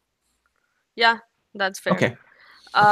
Now we get, I guess, snowballing, and also the intimacy move. Once you're, yeah. So let's resolve that.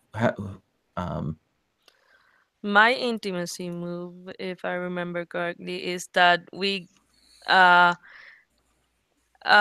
generate one hold with that person. Either of you can spend it to have the hold appear in a dangerous situation with or without explanation as to how they got there. Nice. That's a nice one. Great. Yeah. That is it means good. I can just show the fuck up. Yeah. I like that one. My intimacy move is when I share a moment of intimacy, be it physical or emotional, roll without adding a state. So let's see what happens. I got a 10. Ooh. Wow. On a 10 plus, I ask you 2 questions. That's great. So I get 2 questions. Keeps going. In what way do you believe we are similar? Ooh, interesting. I mean, that's literally a question here, which is awesome. Yes, I know. I'm trying to think. That depends. Is this like I'm trying to think how Nobu would answer that, honestly. I think he's with the hug, he's starting to think that maybe like being human isn't the end all be all of whatever of life. I mean, so I think we have similar goals, at least. Basically live. And I think he's gonna get humanity harm because because that is going to break him.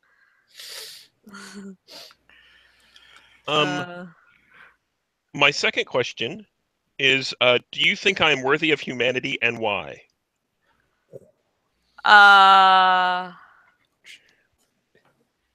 Depends on how you on what you mean by humanity. Nobu would think that like his belief is that humanity is stupid and frivolous. I think he would think that you don't have to be human. You just be your own thing, and that will be actually better. Just being true to yourself. Good. Okay. Nice. Do we have any other fallout from that, or does that? I Yes. I sort of feel like opening up about sort of the beginnings of my time with the Onomastics and how it all started would also get into an intimacy move. Yeah. And also because it'll be hilarious. Okay. Blah, blah, blah. When you do an intimacy, asylum is triggered immediately, and they come with you, regardless of circumstances. You're treated as though you rolled a 10+. Do you think that's going to be everybody or just somebody? Well, you're explaining this to everybody, right? So I think everybody just goes back into the asylum, and oh wait, we're here again. Good things end well, or else well that ends well.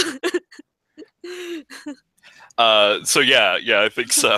So what does that look like? Describe to me what everyone sees when you're like talking about that, and you clearly trigger this shift in the veil here. Or is this a protection thing where you're actually you can only talk about this in your safe place? Oh, that's interesting. That like subconsciously he just activates all of the necessary protocols because this is not a safe thing to talk about. And where were we? What do we see? You were in the second floor office of one of Kata's safe houses. Oh, that's right.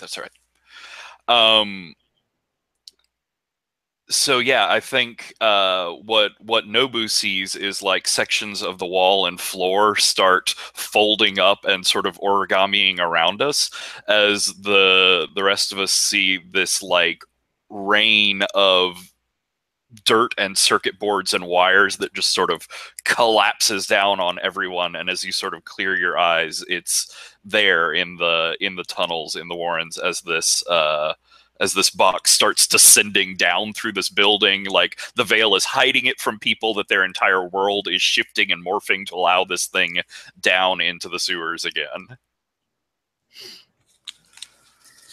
All right. But so what would Nobu see in this?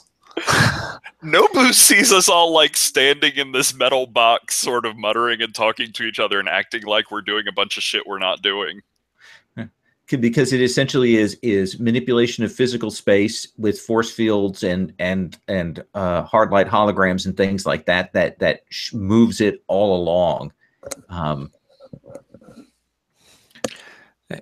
And I think Aladdin would, because he's in sort of a depressed state now, would look at all this as this happens and say, so JB, I think this is your subconscious, isn't it? This is what your subconscious looks like?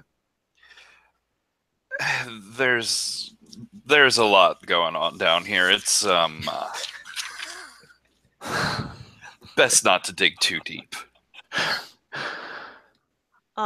I think Steven put that Prime's Abyss Stares Back move triggers.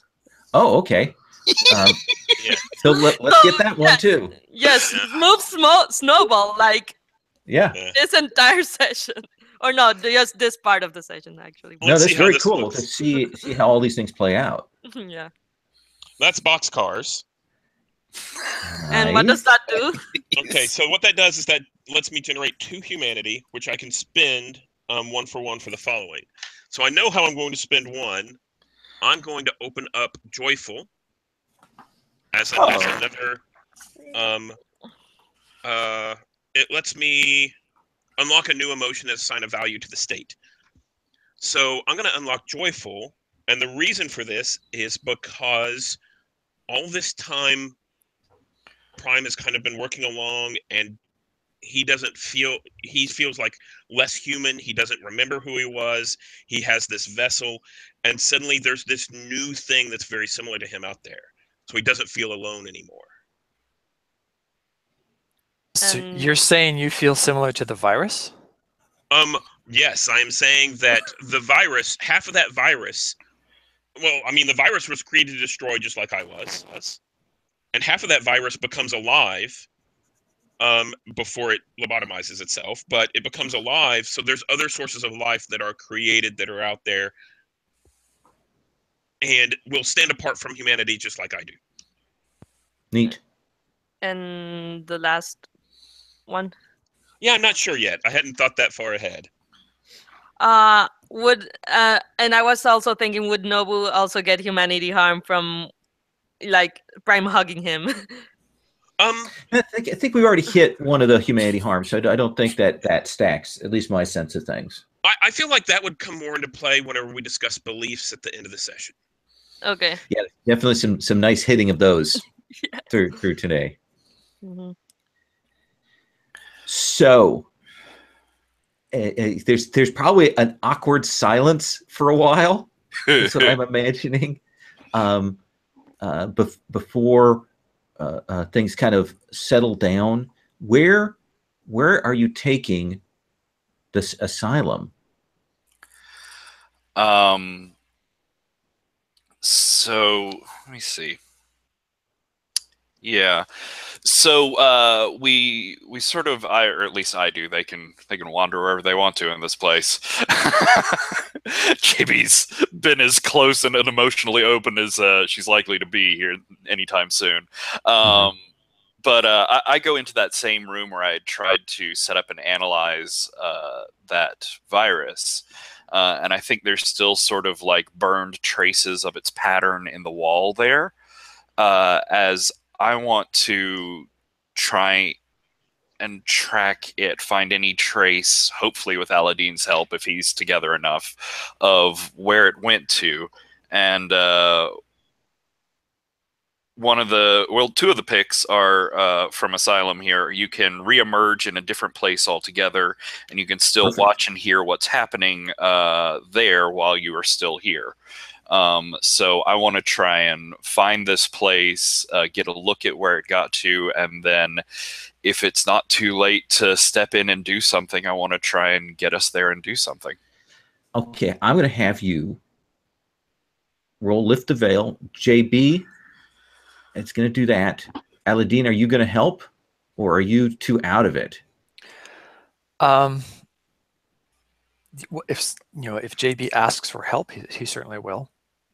But otherwise, I don't think he'll offer it in this particular state. JB, do you ask him for help?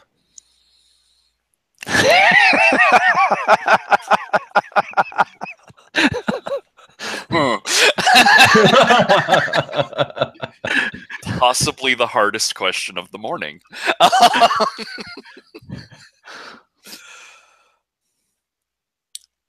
So I think Aladdin is sort of like moping, starting to maybe dangerously stare at the walls again. God damn it, stop staring at the walls.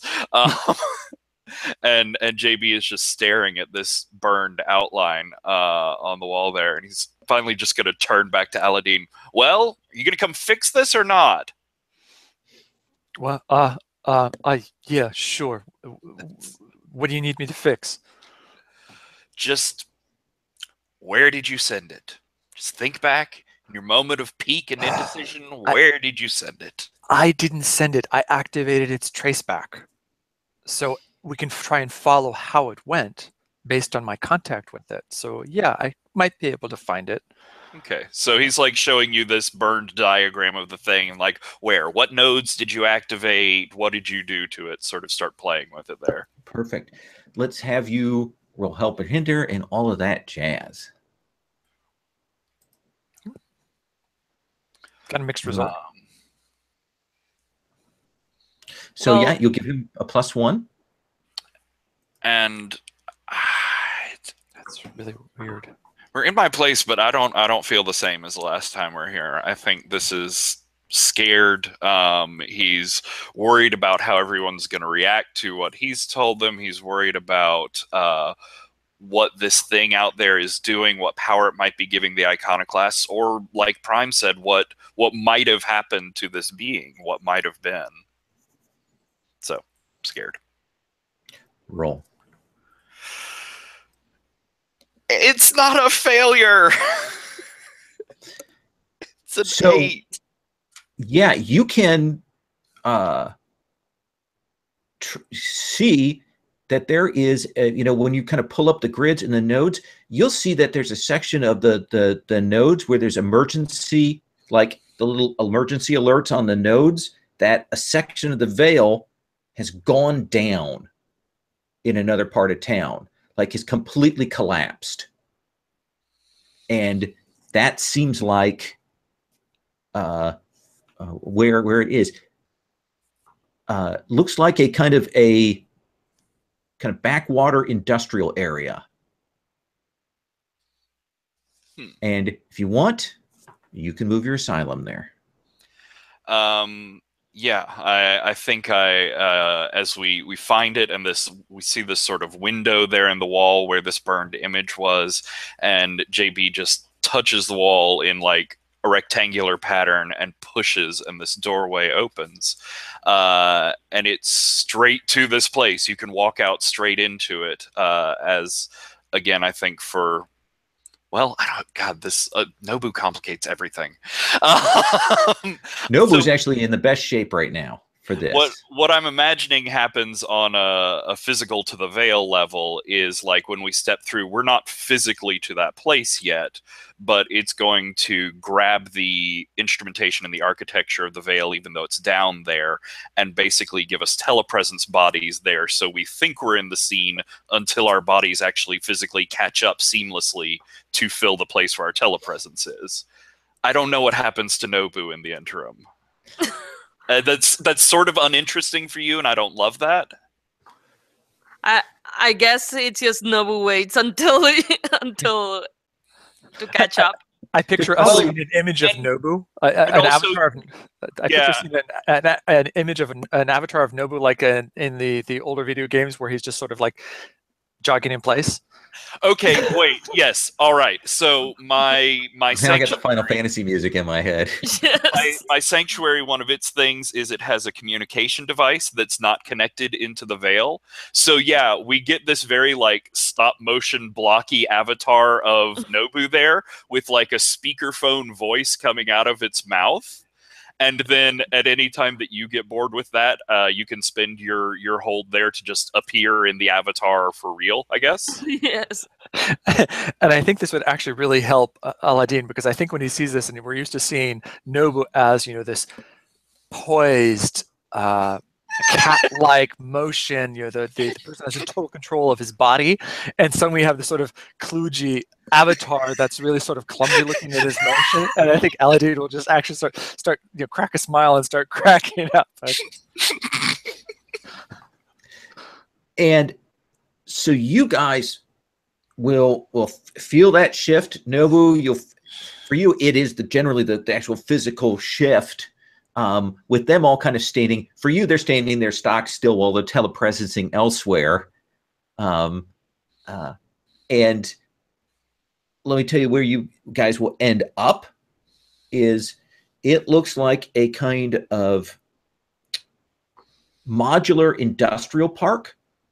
Like there are different like work bay units, almost like train car things that are on these racks and are moved around to make modular like offices and stuff and repurposed. So it looks like there's a company that has maybe labs or something else here. You're not sure, but you will see that there's kind of chaos around here. Anyone who's down the street who usually has the veil up is kind of running to try and get to. They can see the beautiful shining horizon of the next zone where the veil is up, and they're running for that. Because here it's just the smell and the sight, and they realize that they're dressed, in crappy clothing. They're wearing like their sweats and stuff, and everybody is heading here. But it does sound to you that building is like locked up. Like things were going to be moving in different places on this building. It's kind of locked up, and it does sound like there's maybe some kind of conflict going on in that building there as you guys survey the area. And again, gray silver, unfinished, rough. Everything here is so barren. There are street signs, but they have no info on them. They're just blank. They're gray. Everything here is just where they would overlay it with advertisements. When you go to a baseball game, you can see the thing where they would normally put the advertising banner in, and it's blank. It's like that everywhere here. And you realize this is how Nobu sees the world. Oof. Gross. And then Nobu pops in. I want to know what JB looks like in this world when he steps through. Yeah. It won't even transmit your veil. Yeah, it's very much the sort of image I have up now. It's he's still got some nice clothes on, still got a little bit of makeup, but we went straight from like neon craziness to just this very simplistic, stripped down, exposed look for him, with some fabulous sunglasses. And Aladdin, what do you look like? Yeah, well, he no longer looks like Aladdin, that's for sure. So he's back to Aladdin. So he's back to, he probably is like this because he's actually been, he grew up without a neurochip. So to him, this is childhood. So he's probably in his working coveralls. I think he'll probably pop up his visor because it won't have any value inside this area. It might be more of a distraction. And so he'll just be waiting, and he's still laughing at Nobu, Nobu's avatar and then when it solidifies into the real Nobu, he'll like, pretend like he wasn't laughing. And you guys are on site. There's a facility. It looks like there's this kind of jammed into place here, stuck. I'm actually going to stop us here. I'm a little early, but usually I stop at 1:45. But this is like the perfect launching point for next time, and I don't want to press too much because it's going to take us a while to resolve the belief checks. Yeah. I was going to ask one other. So, what is Prime like in an area like this? He's just a robot.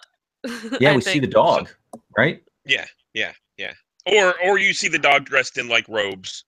The ratty rags and stuff. Yeah. But so it's not that your personality implant to the dog is a result of the veil in some way? No. Okay. Cool. Like in the veil, you see like the Facebook blank person. Yeah. Maybe the robes as well, but in reality, it's basically the robot. Like what Nobu sees is the robot. Have you ever? Let me ask you this then, Aladdin. Have you ever seen Prime before without the veil covering? Of course. Okay. Because Prime was the one that helped me put in my neurochip. Ah, okay. So before then, I didn't see anything through the veil, unless I had like some sort of goggles or something that I could use to see it, if there is such a thing. Maybe there are like veil glasses you can put on so that you can see the veil. I don't know. For those people that can't have neurochips. They're super garbagey. It's probably really heavy. Yeah. Like Oculus Rift. Yeah, it's like a 20-pound Oculus Rift on your head. Let's start with you then, Aladdin. Let's check in with you on your beliefs. Were any of your beliefs challenged today? I'm human, damn it. Was certainly challenged. Yes. Because he's really, am I becoming more like the iconoclast by creating things and lobotomizing? Is that what the machines do? Or is that really human? I don't know. That is hard. Oh, and I want to check on something here. I've forgotten. Hang on 1 second. I apologize. I don't think it I got love me the into trouble. veil, but I wish it had an index. Yeah. God is my witness. What are you looking for? I've got the PDF up. Oh, the advancement. 272. Okay.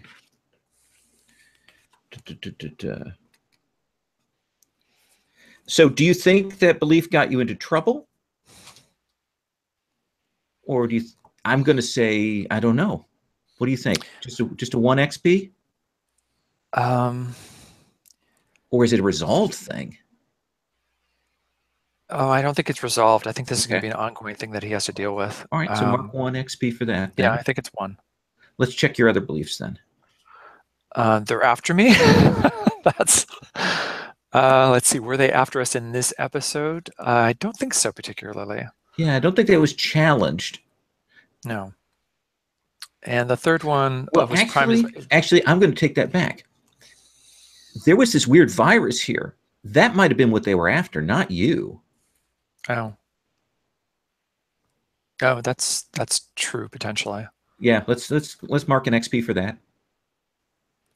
Okay, and if nothing else, I figure what I did with the virus is certainly going to have them come after us now. If they figure out we did it. And your third one? Prime is my relative. I don't think we did anything that would bring it that way. So I don't think that was challenged this time around. Yeah. Think about that. So, well, Prime not directly being your relative, but I could argue that his words held additional weight whenever he talked to you about humanity because one of your relatives isn't truly human. Oh yeah. This is interesting. I like that. You at least hit it at an interesting tangent that I think is worth an XP. Okay. Yeah, no, I mean it certainly triggered a lot, so I'll take that, and that gives me a level, an advancement plus 1 left over. Woohoo! Yeah. All those 6s and below.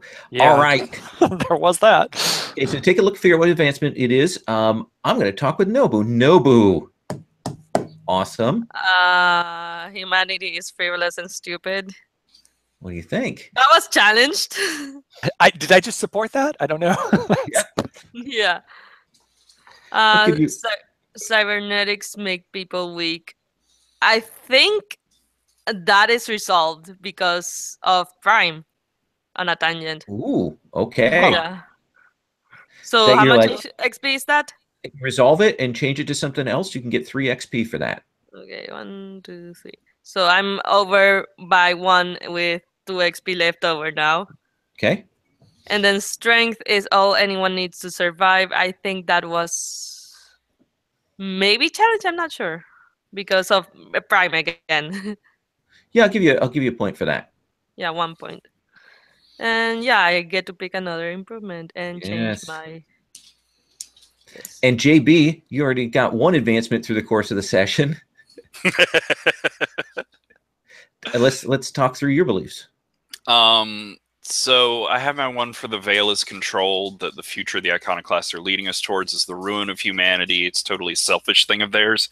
And like, I don't think that's changed, but JB has convinced himself over time that what the iconoclasts say about themselves are lies. They say that they created themselves, that they were spontaneous life that came out of the Veil. And he's always just assumed that they were created AIs that broke their controls and went rampant. But they actually have a way. They have found a way, even if it's new, to create new life, to create something new and different. And it's not like they were cloning one of themselves. They were taking a piece of the Veil and making it independently sentient, so it would be what it would be. And that's not what he expected out of them. Nice. So do you think that is something that's resolved, that you want to like change to something else? No, he's definitely not. It's like a crack in what he believes. I don't think it's the big change. I'm sure it's something that will get you into trouble next time. So. Oh yeah. But you mark 1 XP for that. Okay, and then I had my one where I was hiding in plain sight, which changed last time, and now like events have lined up. The right people are here. The right tools are here. Now is the time to go after the iconoclasts. I think that definitely got us into trouble this time. Oh yeah. Mark 2 on that. And then machine versus machine. Aladdin understands the threat posed by the iconoclasts like few others. He will be instrumental in their downfall. And I think you absolutely got that challenged. Yeah, I've been viewing Aladdin as sort of like a peer, someone who is a stand-in for the old members of White Rabbit, but I'm suddenly realizing he doesn't quite have the understanding or the thoughtfulness to approach this that I thought he did. And he may have just given them back the tools they need to win.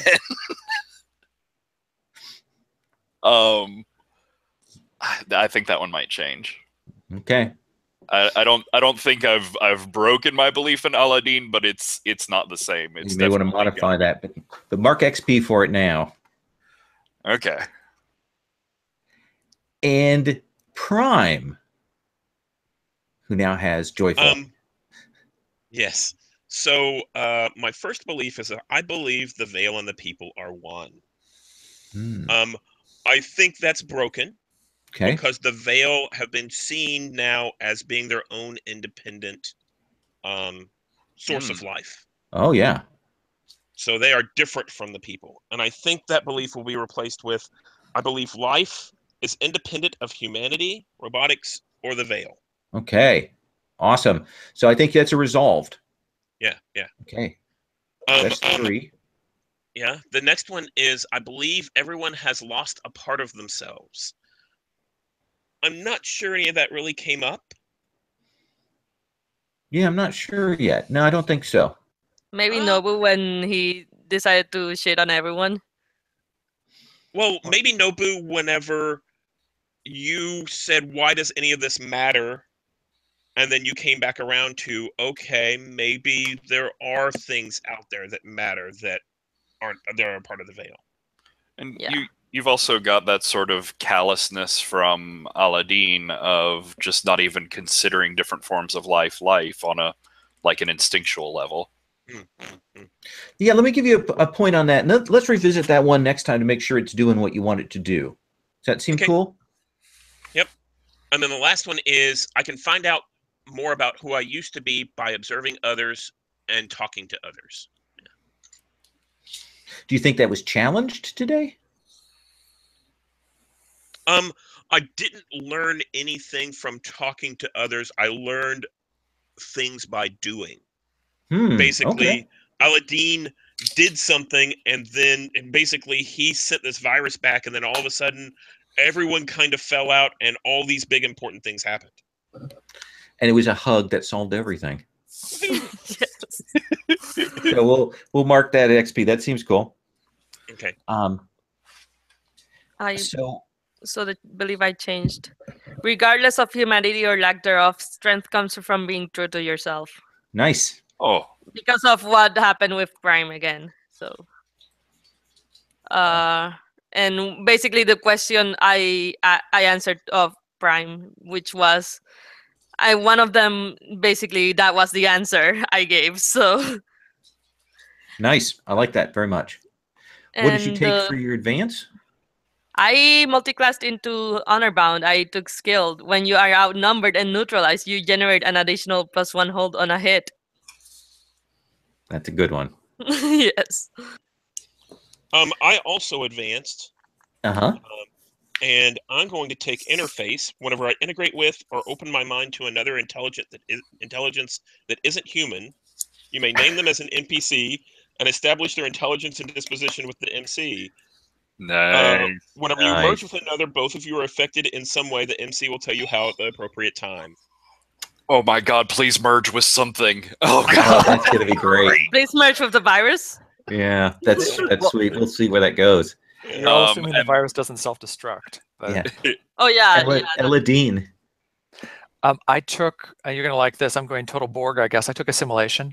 So when you attempt to take someone or something else's existing cybernetic systems and modify it in order to assimilate it into your own body, you roll for it. Awesome. And, I sort of went the opposite mode of Prime there, and I'm going with Slayer. When you confront the unnatural, perverted, or twisted, roll. On a hit, tell the MC what its weakness is. 10+, the MC will tell you good detail as to its weakness you perceive. On a 7 to 9, you're given a possibility but not certainty. Perfect. All right, I want to do one last little detail that I meant to drop for JB, and then I want to go to Roses and Thorns. You guys are on that site, people, chaos. There's not much in the background. You're trying to pick up the veil. You will get one piece of info, one signal that is there, JB, in the area, and that is the White Rabbit call sign. And it's just All right. like on a wall or on the airwaves or On the airwaves, just kind of there. We'll come back to that. I meant to say that before, but I dragged it out there. So, you guys mind doing Roses and Thorns? I don't mind. Since we got some time, let's start with Thorns. I think I could have handled the rollout of the humanity harm and that sequence better. I think that ended up messy. I should have paused that sooner to kind of get where things were going. And I think as a result, it felt messy to me. I should have had myself a better grip on the rules for what humanity harm was. It's not a mechanic I've hit before, but I should have had a better sense of that. So I thought I could have done a better job with that. So that'd be one of the thorns that I have today. Christo, thorns?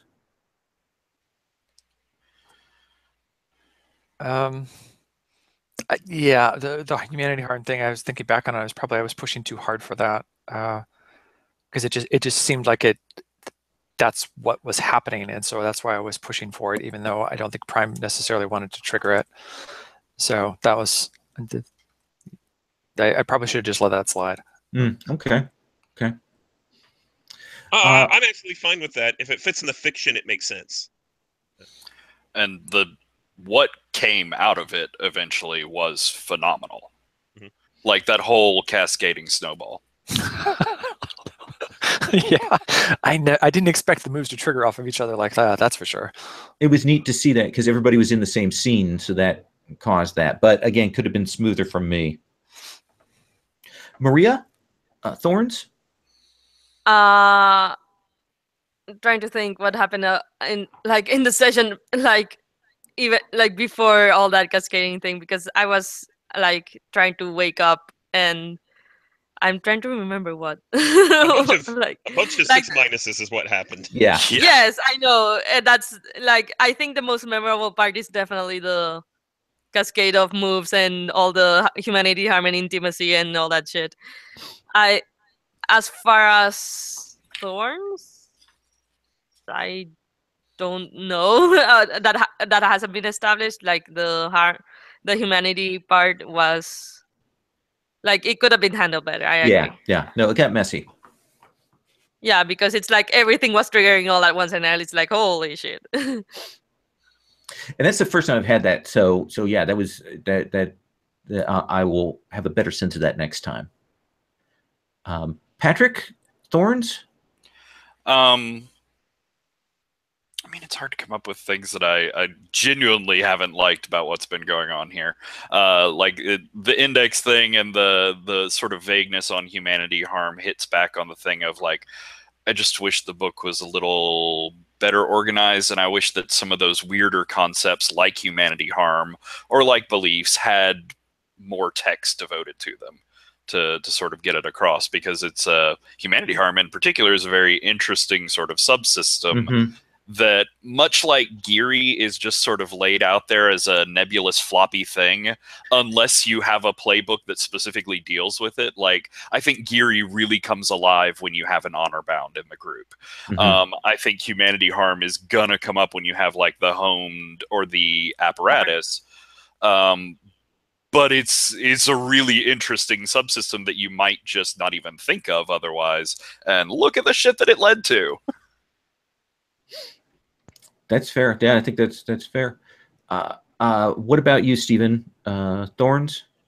Yeah, so I struggle a little bit to come up with thorns that aren't veiled roses, basically. Things like the moves worked out so well together and things like that. I think what actually happened with the that snowball effect was that I think you can see from all of the beliefs that we triggered, a lot of the characters were all pointed in the same kind of direction, and that led to an avalanche whenever they all started crisscrossing. As far as a thorn, I think for myself, I think I have an issue in this game more than other games, keeping gender straight. And I caught myself earlier, I think, Lowell, you caught me with the wrong gender pronoun, and I really need to work on that. And I think it has something to do with the setting where we separate in cyberpunk. There's 2 levels to the world. I don't know. Something like that, but I need to watch that better. It's well, and we have a very sort of fluid group. We have like a man playing a man. We have a man playing a man dog bot. We have a woman playing a man, and we have me playing something in between. Yeah, pretty much. So, but I see that often in games, and I think I'm struggling more with it in this setting than I am with others. And I think that might be because it's cyberpunk. Interesting. Maybe. Huh. Yeah. I'm going to go to roses, and my big rose here is both about the play and actually about the system. This is the first time that I really was like, okay, I see how the beliefs can do cool stuff. I see how we can get 2s and 3s out of the beliefs. I see how those can connect to the intimacy moves and the humanity harm. And I was like, okay, this is the first time, honestly, for me that's clicked in a way that system felt satisfying. Chris? Yeah, I was going to say that also. This session, we had the opportunity, I guess, to play into the relationships that the characters have with each other. So, which I played into the snowballing also because 3 of us have, views on the veil and humanity basically, and what it means. And so, and I hadn't even thought of it when Aladdin sent the virus back. As I said, that was just the first thought came to mind, what to do with it. And I hadn't even thought of the fact that was, basically taking away some of his humanity, if you will. And Prime called that out, which was great that caused that whole cycle to start. Yeah. So we actually got to see it through, and then it triggered an intimacy move, which I don't think I've seen. I've maybe seen one. Oh no, a couple times. Yeah, you've seen one with Akira and yeah, exactly. So that was good. So I liked it when that happened, and it came all. I think it came sort of cinematic in the sense that it all came out at once. Like we had this big explosion of emotions, and it ended with a hug, which I think we sort of went anime, but I'm not sure. That's. I mean, that was one of the setting expectations that we set out in the beginning. It had to be dark and a bit anime, yes. Yeah. And I mean, anything with a sentient robot in it, someone's gonna hug the robot at some point. Or the robot's gonna hug someone. Very sweet. Maria, roses? I think I'm glad that related to, again, that whole big scene. I'm glad that we are finally starting to hit the philosophical questions, because I think the veil is supposed to be about that. And it's like the last 2 sessions we've been either world building for the first session and dealing with the action in the second. So I think that we are now dealing with the emotional shit in the 3rd session. It makes sense. Yeah. And it is great that we're doing that. Patrick? God damn it, I love this game. It's a phenomenal game. I definitely like the highest, best moment of the session was, again, Prime stepping forward and calling Aladdin out on what did you just do? Because like, obviously JB was upset. I had my own selfish plans for that thing. But when you brought that up, Stephen, it just sort of hit home of like, oh, fuck, there's this whole other side to this I wasn't considering yet. Obviously, Aladdin wasn't considering yet. But it was the first place where Prime's mind went to. And it was, it was a beautiful moment. Even before the snowball happened, it was just viscerally wonderful. And Lowell, I want to say for you, like, every time you describe something about the iconoclasts or what they're doing, or when you filled out details about the Warren, it's very much like you are reaching inside of my brain and articulating what I was thinking of, and I fucking love it. Go, awesome. I'm very glad to hear that. I sometimes feel especially when I'm running online, like I'm rushing through description too much, that I'm not getting enough of that out there. So I felt very happy about the description Good. work on the Warren this time. Actually, really, that makes me feel very good. Stephen, I'm going to give you last word on roses. So I don't know where to attribute the rose, but the introduction of what the virus was that we've been carrying around for the game, and then Aladdin's response to it with the first thing that happens, and then the way that the playbooks all kind of intermeshed all of a sudden where things fit. I mean, some of the questions that are shown here for the intimacy move, I mean, just fit everything so perfectly. So all of that fiction just fit so well. It was, I'm gonna say it was masterful on your part and masterful on the part of the players to fit all of that in, and masterful on Fraser's part of how he built the playbook. All of that just worked so well. Mm-hmm. Yeah. Mm-hmm. Yeah, it's fun to watch this lean into the moves that we have. So it's very cool. But of course, it means that Maria has to fight a gang next week. So that's why I took that move. That's precisely why I took that move. Honestly, absolutely. All right. Well, thank you, everybody. Thank you all. I had a great time today. I love these characters, and I'm going to stop the broadcast.